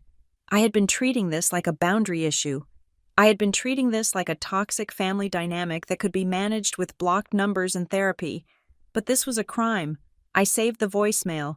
I exported the audio file. I sent it directly to Sarah Jenkins, my lawyer. I typed a message to Sarah. They just threatened to use my personal data to commit financial fraud if I do not comply. Listen to the audio. This is extortion. Then, I went to work. I did not cry. I did not panic. I went into survival mode. I logged into my primary email account, the one I had used since college, the one my family knew. I set up a forwarding rule to a brand new, encrypted email address I created right then and there. Then, I went through every critical service: my bank, my retirement fund, my health insurance, my company payroll portal, and changed the contact email to the new one. I changed every password. I used a random generator for everything. 64 characters of gibberish. I enabled two-factor authentication on everything that offered it, linking it to an authenticator app on my phone, not my phone number. I knew they could try to SIM swap me if they were smart enough, or if Derek knew a guy. I cut that line off too. I worked for 3 hours straight. I scrubbed my digital footprint. I removed my address from people search websites. I alerted my building management that my identity was compromised. By 2 o'clock in the afternoon, I was exhausted. My eyes burned. My fingers ached. But I was secure. I stood up and walked to the window. The city below was moving on, oblivious to the fact that I had just fought a war from my kitchen counter. I thought about my mother standing in the airport. I thought about the cancellation fee. I thought about the threat. We have your information. She was right. They had my history. They had my past. They knew the name of my first pet and the street I grew up on. But they did not have my future. I realized then that the bridge was not just burned. I had nuked the canyon. There was no going back to Thanksgiving dinners. There was no going back to awkward Christmas mornings. You do not reconcile with people who threaten to steal your identity. You prosecute them. My phone buzzed one last time. It was a text from Sarah Jenkins. I heard the voicemail. This is actionable. I am drafting a criminal referral as a contingency. Do not engage. You are doing everything right. I put the phone down. I was alone in my apartment. The silence was absolute. But for the first time, the silence did not feel like an absence of noise. It felt like a shield. I walked to the fridge and opened a bottle of sparkling water. The sharp hiss of the carbonation escaping sounded like a celebration. I took a sip. It tasted like cold, clean resolve. You wanted a vacation, I thought, looking at the gray sky. Well, you just got a permanent one. From my life. For the first time in my adult life, I woke up without a deficit. I do not mean a financial deficit, though that was certainly true as well. I mean an energetic deficit. For 33 years, I had started every morning with a negative balance, my emotional reserves already overdrawn by the anticipation of my family's needs. I used to wake up wondering who was going to call, who needed money, whose crisis I would have to manage before I had even brushed my teeth. But now, the silence in my apartment was not empty. It was full. It was full of time. It was full of possibilities. The week following the airport threat was a revelation. When you stop pouring your energy into a black hole, You are amazed at how much you have left for yourself. At Copperline Creative Systems, the difference was immediate. I was no longer the project manager who was efficient but exhausted. I was sharp. I was dangerous. On Tuesday, I walked into a strategy meeting for a new client, a massive sustainable energy firm that had been giving us headaches for months. Usually, I would sit in the back, taking notes and putting out fires. This time, I stood up, I walked to the whiteboard, I dismantled their current branding strategy in 10 minutes and proposed a new architecture that was cleaner, smarter, and under budget. When I finished, the room was quiet. My boss, a woman named Elena, who rarely handed out compliments, looked at me over the rim of her glasses. "Piper," she said, "where have you been hiding that?" I smiled. It was not the Copperline face, it was just me. "I have been distracted." I said, "I am not distracted anymore." By Friday, Elena had put me in charge of the entire account. It came with a title bump and a salary increase of 12%. I signed the paperwork without calling my mother to tell her. I did not need her validation. I did not need her to ask me for a loan to celebrate.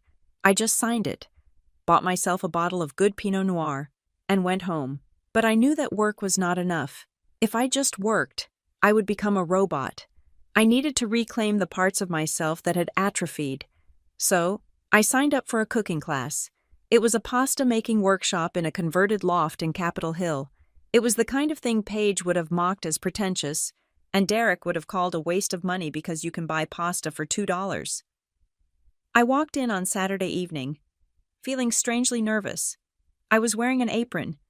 My hands were covered in flour, and I was trying to knead a ball of dough that refused to cooperate.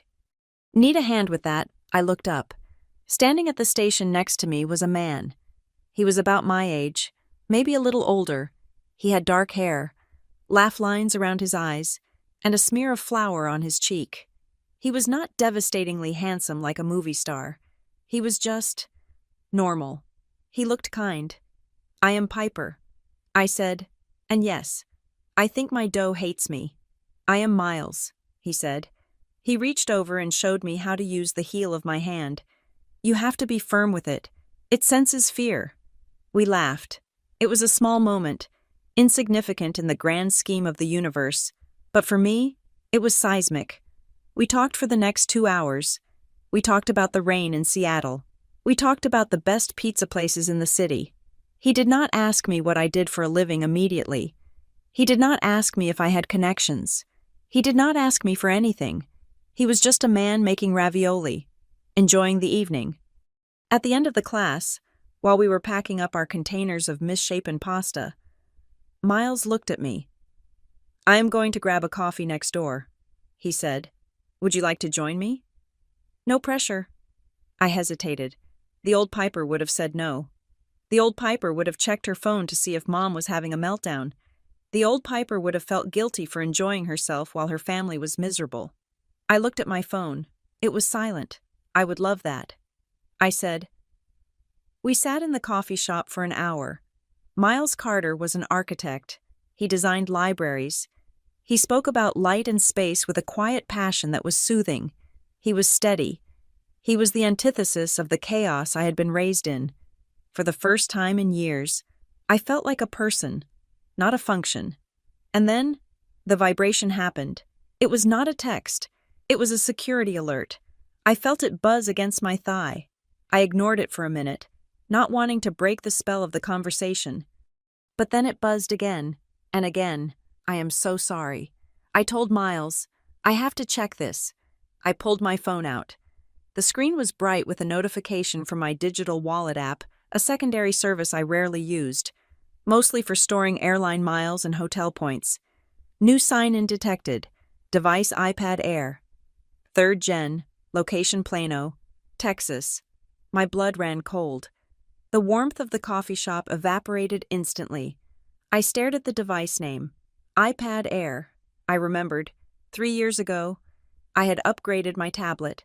I had given my old one to my mother so she could play word games and video call the grandkids.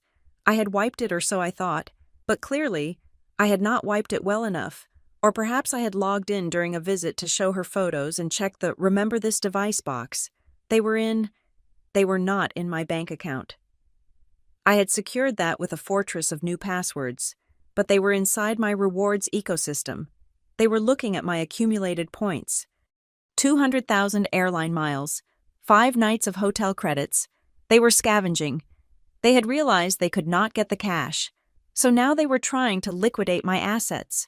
They were trying to transfer the miles. They were trying to book something, anything, using the digital currency I had earned. I looked at Miles. He was watching me with concern. "Is everything okay?" he asked. "You look like you just saw a ghost." I did. I said, I stood up. "I have to handle this. I am really sorry." "Miles." He nodded, sensing the shift in my energy. "Go. Do what you need to do." I walked out to my car, sat in the driver's seat, and locked the doors. I did not drive away. I opened the app. I could see the activity in real time. They were currently on the transfer points screen. They were trying to move 100,000 miles to an account named Derek Davis.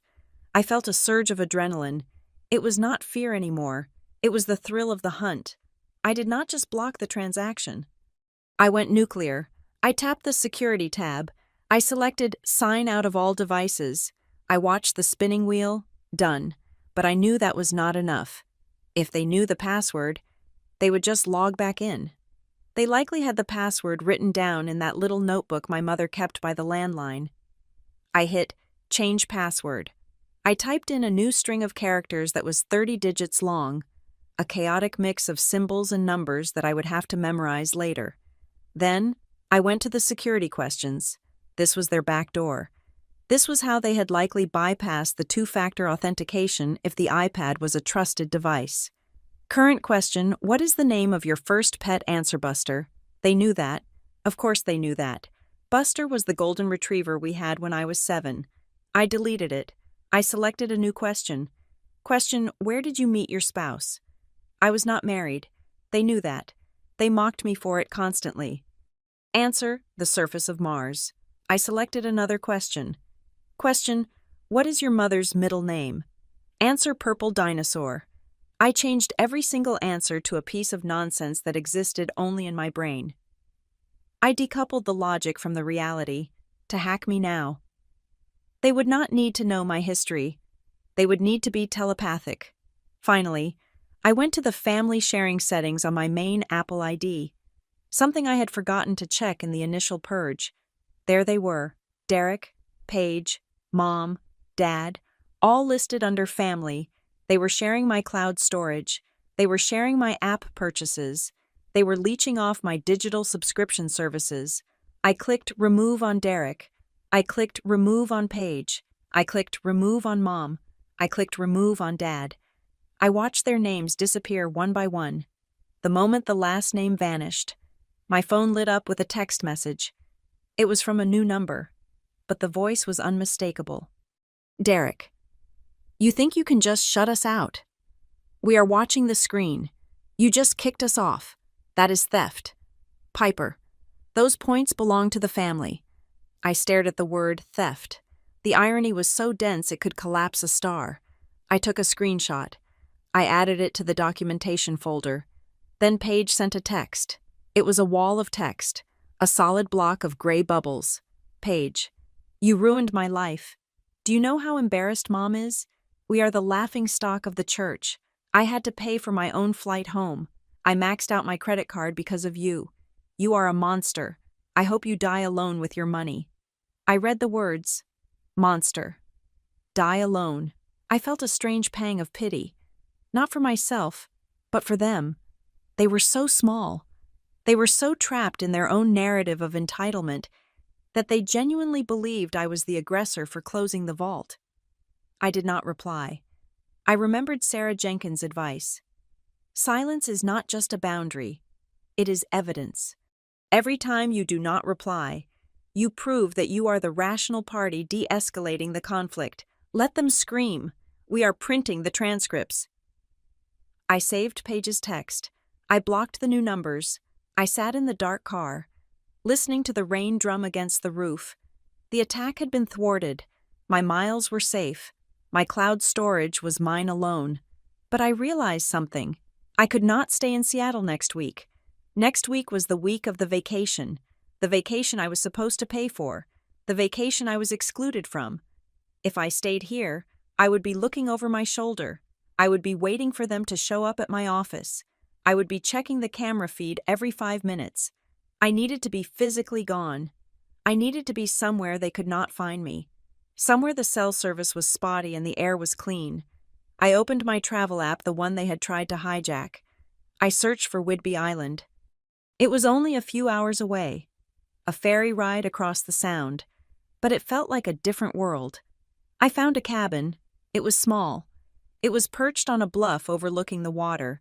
It had a wood-burning stove and no television. The dates. The exact same dates as their Florida trip. I booked it. I paid with my new card.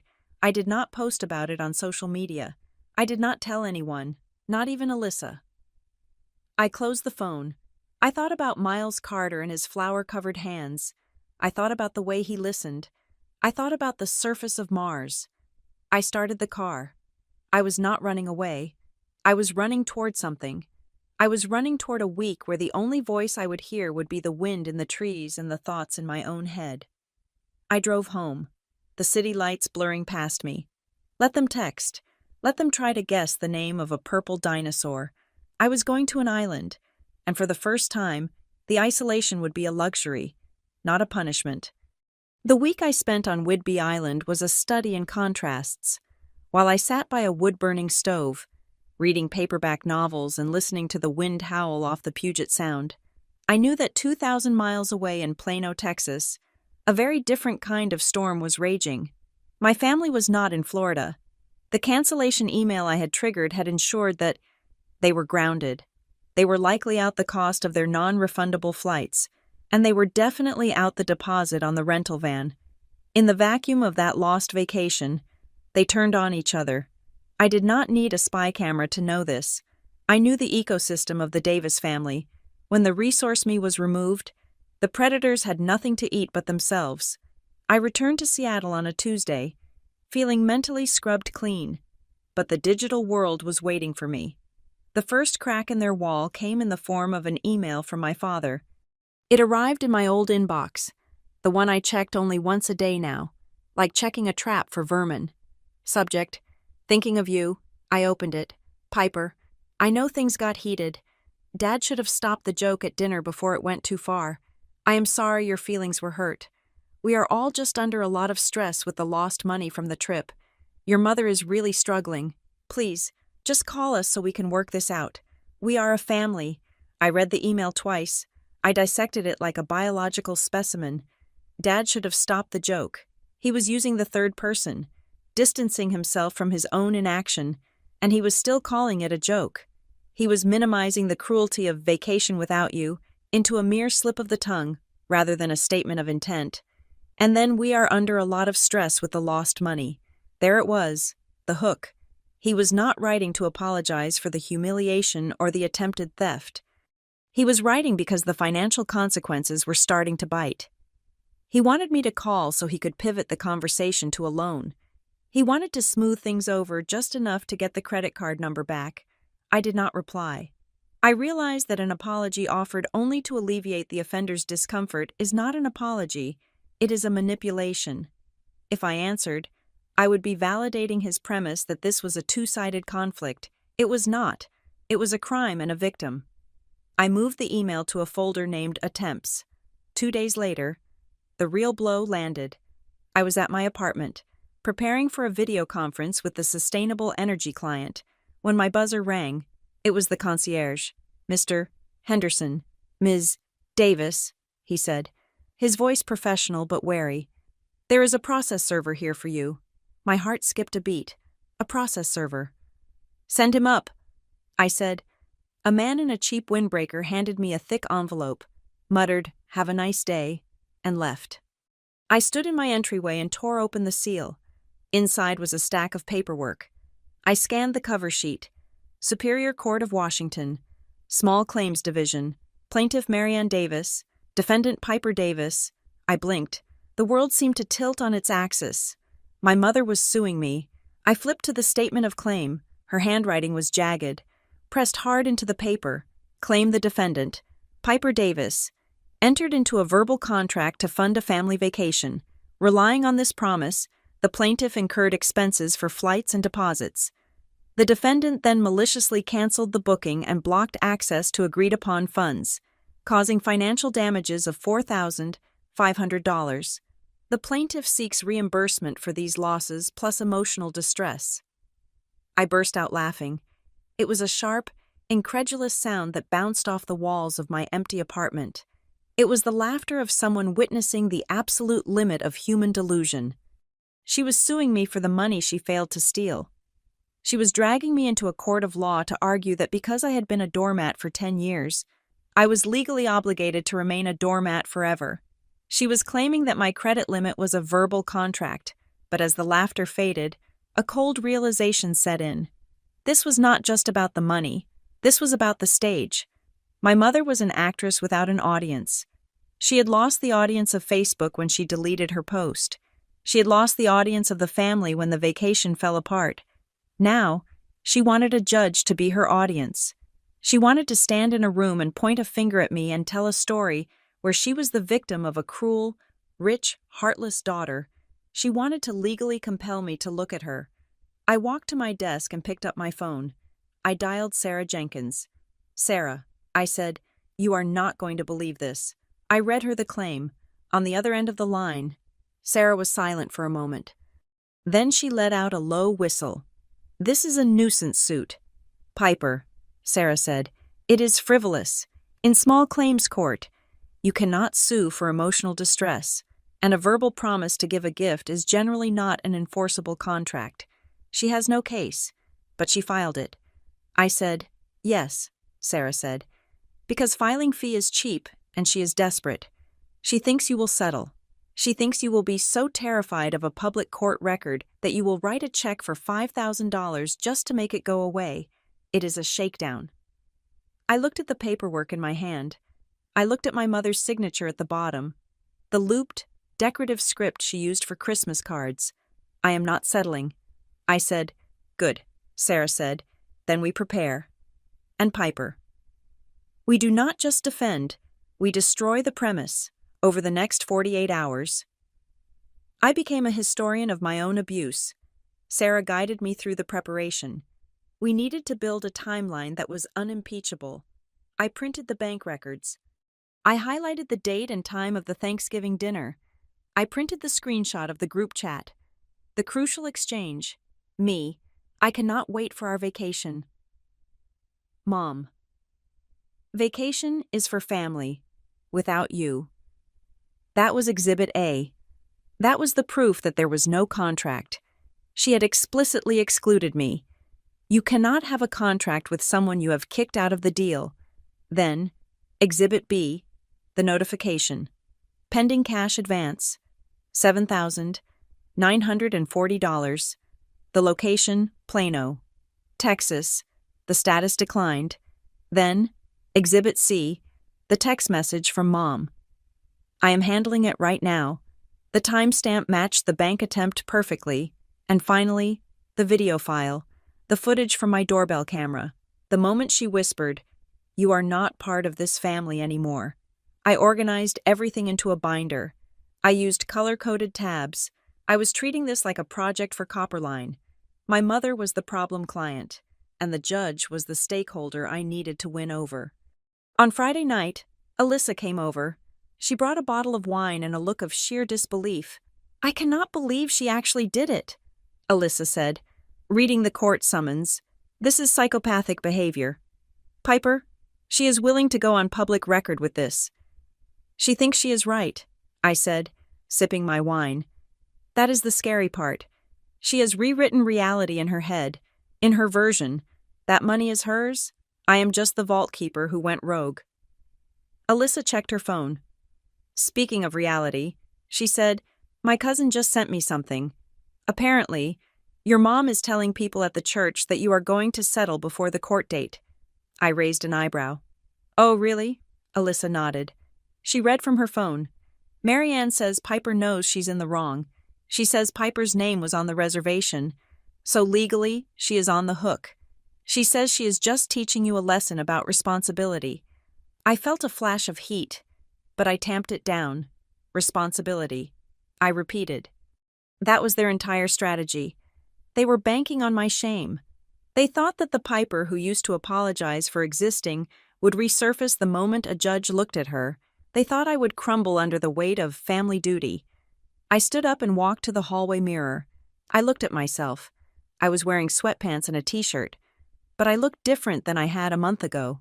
My shoulders were lower. My jaw was set. I am not settling. I told Alyssa's reflection in the glass, and I am not teaching her a lesson. I am handing her a receipt. I practiced what I would say. I knew that in small claims court, you do not get a lawyer. You have to speak for yourself. You have to stand there, 5 feet away from the person suing you, and tell your truth. I looked into my own eyes in the mirror. I practiced the opening line. Your Honor, there was no contract. There was an attempted theft. No, that was too aggressive. I tried again. Your Honor, the plaintiff explicitly stated I was excluded from this trip. I have the transcripts. Better, clinical, detached. I thought about the phrase my mother had used in the voicemail. We have your information. I thought about the years of, can you just cover this, and we will pay you back. I took a deep breath. Access is earned. I whispered to the mirror. It became my mantra. Access is earned. Access to my money. Access to my time. Access to my love. They had earned nothing. They had spent my capital and then sued me for closing the bank. The court date was set for the following Monday. It was a mandatory mediation session first, followed by a hearing if we could not agree. I knew we would not agree. I spent the weekend alone. I did not go to the cooking class. I did not text Miles. I needed to be sharp. I reviewed my binder until I had memorized every timestamp. Sunday night, I laid out my clothes for court. A navy blue blazer, a crisp white shirt, tailored trousers. It was my armor. It was the uniform of a woman who manages millions of dollars in corporate assets. A woman who does not get pushed around by people who think ocean view is a human right. I lay in bed, staring at the ceiling. I knew they were in Seattle by now. They had likely flown in using whatever credit cards they had left, convinced that the settlement check I would write them tomorrow would cover the debt. They were expecting a nervous, guilty daughter. They were expecting the version of me that they had created. They were in for a shock. I closed my eyes and let myself sleep. I needed the rest, because tomorrow, I was not just going to court, I was going to a funeral. I was going to bury the last lingering hope that my family could be saved, and I was going to walk away from the grave without looking back. The waiting room of the King County District Court was a study in beige. The walls were beige. The floors were speckled beige linoleum, and the plastic chairs were a shade of beige that suggested they had given up on life sometime in the late 90s. I sat in the corner, my back to the wall, wearing my navy blazer and checking the battery on my iPad. I was calm. It was a terrifying, unnatural kind of calm, the way the eye of a hurricane is calm while it destroys everything around it. At 8:55 in the morning, the elevator doors opened, and the Davis family production arrived. My mother, Mary Ann, led the way. She was dressed for the role of the grieving, confused matriarch. She wore a soft, pastel cardigan that looked slightly too big for her, making her appear frail. She was clutching a tissue in her hand, even though her eyes were dry. My father, Gordon, walked a step behind her, looking at the floor, his shoulders hunched in his heavy coat. Derek and Paige trailed in the back. Derek looked hungover and irritable, wearing a suit jacket over a t-shirt. Paige was wearing large sunglasses indoors and typing furiously on her phone. They saw me. My mother stopped. She took a breath, preparing to launch into a greeting, perhaps a hug, perhaps a scene. But I did not stand up. I did not smile. I looked at her the way a bank teller looks at a customer who has just failed a security check. I nodded once, acknowledging their presence, and then returned my gaze to my iPad. She faltered. The script she had written in her head clearly started with me looking guilty. When I did not play along, she looked at my father, confused. He just shrugged. A clerk opened the door to the mediation room. Davis versus Davis. She called out, We filed in. The room was small, dominated by a long, oval table. At the head sat the mediator, a woman named Ms. Kincaid. She looked tired, but sharp, with glasses perched on the end of her nose and a file thick with paperwork in front of her.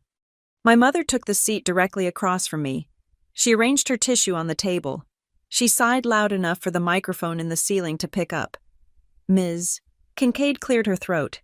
"We are here regarding the claim filed by Marianne Davis against Piper Davis for breach of contract and financial damages related to a family vacation," she said. "Ms. Davis, since you are the plaintiff, you may begin." My mother straightened up. She looked at Ms. Kincaid with wide, watery eyes. "Thank you, Your Honor," she began. Even though Ms.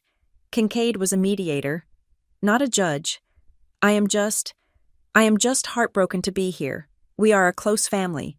We have always helped each other." She paused for effect. "We planned this trip to Florida for months. It was supposed to be a reunion. Piper, my daughter, she insisted on handling the finances. She promised us she would take care of it. We relied on that promise. We booked our flights. We packed our bags. And then, at the last minute, out of spite, she canceled everything. She locked us out of the funds we had set aside. She left us stranded. I am asking for $4,500 to cover the losses we incurred because of her cruelty." She sniffled. She dabbed at her eye with the dry tissue. "She is punishing the family," my mother added, her voice trembling. "She is using money to control us." Derek nodded vigorously. Paige let out a loud sigh of agreement. My father just stared at his hands. Ms. Kincaid made a note on her pad.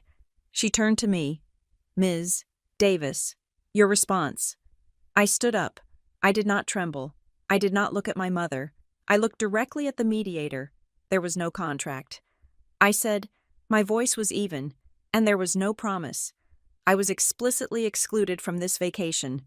The plaintiff is suing me because I refused to allow her to steal from me." "Objection," Derek shouted. "That is a lie." "Ms. Kincaid held up a hand. "Mr. Davis?" Silence. "Go on. Piper?" I opened my folder.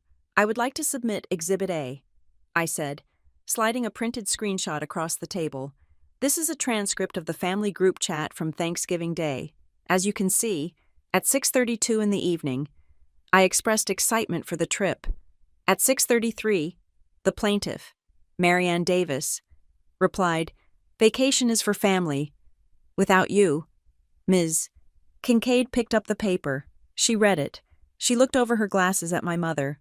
My mother flushed. "It was just a joke." She muttered, "She knows our sense of humor." I continued. "Following this exclusion, I returned to Seattle. I did not agree to fund the trip. However, on the following Thursday, an attempt was made to access my credit line. I slid the second paper across. Exhibit B. This is a bank record from Onyx Rewards. It shows a card-present attempt to withdraw $7,940 as a cash advance. The location is the Plano branch, 5 minutes from the plaintiff's home, Ms. Kincaid looked at the number. $7,940, she repeated. "That is significantly more than the cost of a rental van deposit." I moved to the next document, Exhibit C, a screenshot of the group chat from the exact same time as the bank transaction. The plaintiff writes, "I am handling it right now," followed by a smiling emoji. My mother shifted in her seat. She was gripping her purse tightly. I did not stop.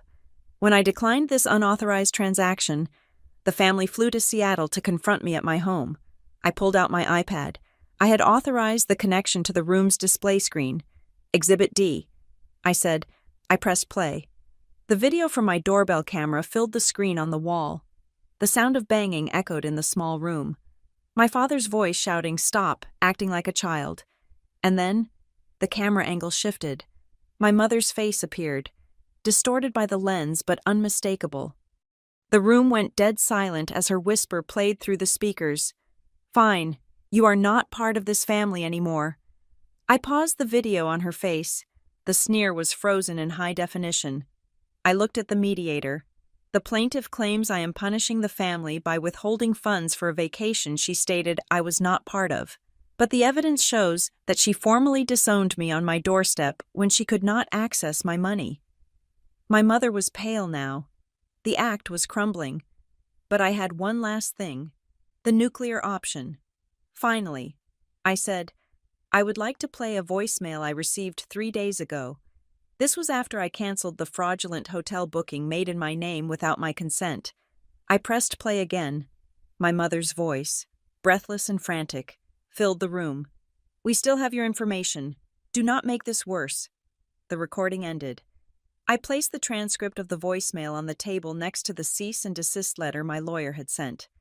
This is a threat of identity theft. I said, the plaintiff is not here because of a broken contract. She is here because she believes she owns my identity. Ms. Kincaid set her pen down. The sound was like a gavel striking. She turned to my mother. Her face was no longer neutral. It was stern. Mrs.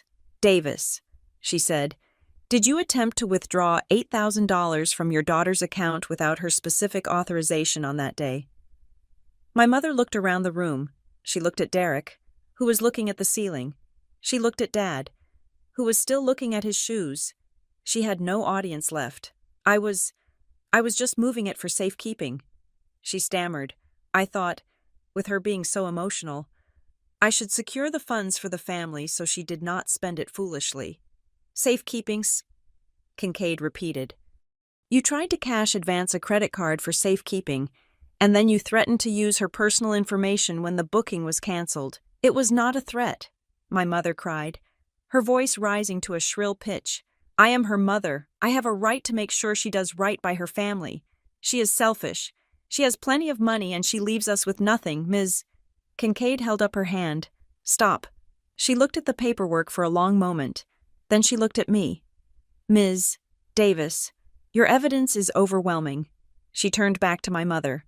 Claim denied. She said firmly, there is absolutely no evidence of a contract. In fact, the evidence suggests a pattern of financial abuse and harassment. My mother gasped. Abuse, Ms. Kincaid leaned forward. Mrs. Davis, I am going to be very clear. This hearing is over. You are not getting a dime. Furthermore, based on the voicemail I just heard, I am putting a note in this file. If you attempt to use your daughter's personal information to open accounts, access credit, or interfere with her finances in any way, you will be looking at criminal charges for identity theft and fraud. Do you understand me? My mother did not answer. She just sat there, her mouth opening and closing like a fish out of water. Do you understand me? Ms. Kincaid repeated. Louder. Yes, my father whispered. We understand. Dismissed. Ms. Kincaid said. I packed up my iPad. I closed my binder. I stood up and walked out of the room without looking back. I walked down the long hallway toward the exit. The air outside the room felt lighter, cleaner. I heard footsteps behind me. Piper, wait, it was my father. I stopped near the security checkpoint. I turned around. The 4 of them were standing there. My mother looked defeated, her cardigan sagging.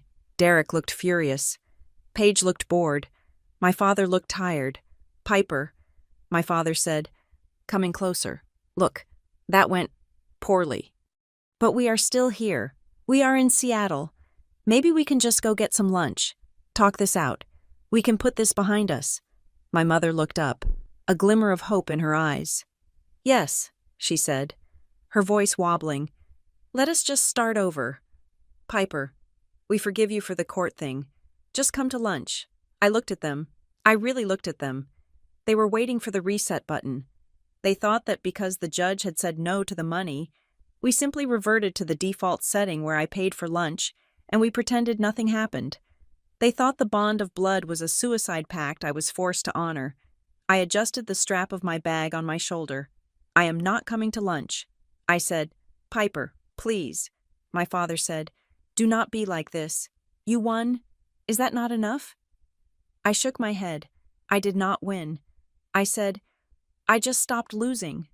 I looked at my mother. You said vacation was without me. I said, my voice was soft, but it carried in the echoey hall. I took a step back. You wanted vacation without me. Now, you get life without my access. I turned around and walked through the revolving doors. Piper, my mother screamed. Piper, get back here. I did not stop. I did not flinch. I walked out into the cool, gray morning of Seattle. I walked 3 blocks to the ferry terminal. I bought a ticket to Whidbey Island. An hour later, I was standing on the deck of the ferry. The wind was whipping my hair across my face. The city skyline was receding behind me, shrinking until the Space Needle looked like a toy. I held a paper cup of coffee in my hands. It was warm. I looked down at the dark, churning water of the Puget Sound. I thought I would feel sad. I thought I would feel the phantom limb of my family, the ache of the amputation. But as I watched the wake of the boat cutting through the water, creating a foaming white line of separation between where I was and where I had been, I realized something. I had not lost a family. I had lost a job. I had been fired from the position of the wallet, and I had quit the position of the doormat. I took a sip of the coffee. It was bitter and strong. I pulled my phone out of my pocket. I opened the contacts. I scrolled to Mom. Delete contact. I scrolled to Dad. Delete contact. I put the phone away. The ferry horn blasted, a deep, resonant sound that vibrated in my chest. I took a deep breath of the salty air. I was alone on the deck. I was alone in the world. And for the first time in 33 years, the view was spectacular. Thank you so much for listening to Piper's story. I know family drama can be heavy, but sometimes setting a boundary is the only way to find yourself. I would love to know where you are listening from today. Drop your city or country in the comments below, so we can see how far this story has traveled. If you enjoyed this story, please make sure to subscribe to the Maya Revenge Stories channel. Hit that like button and smash the hype button to help this video get recommended to more people who might need a little inspiration to stand up for themselves. See you in the next story.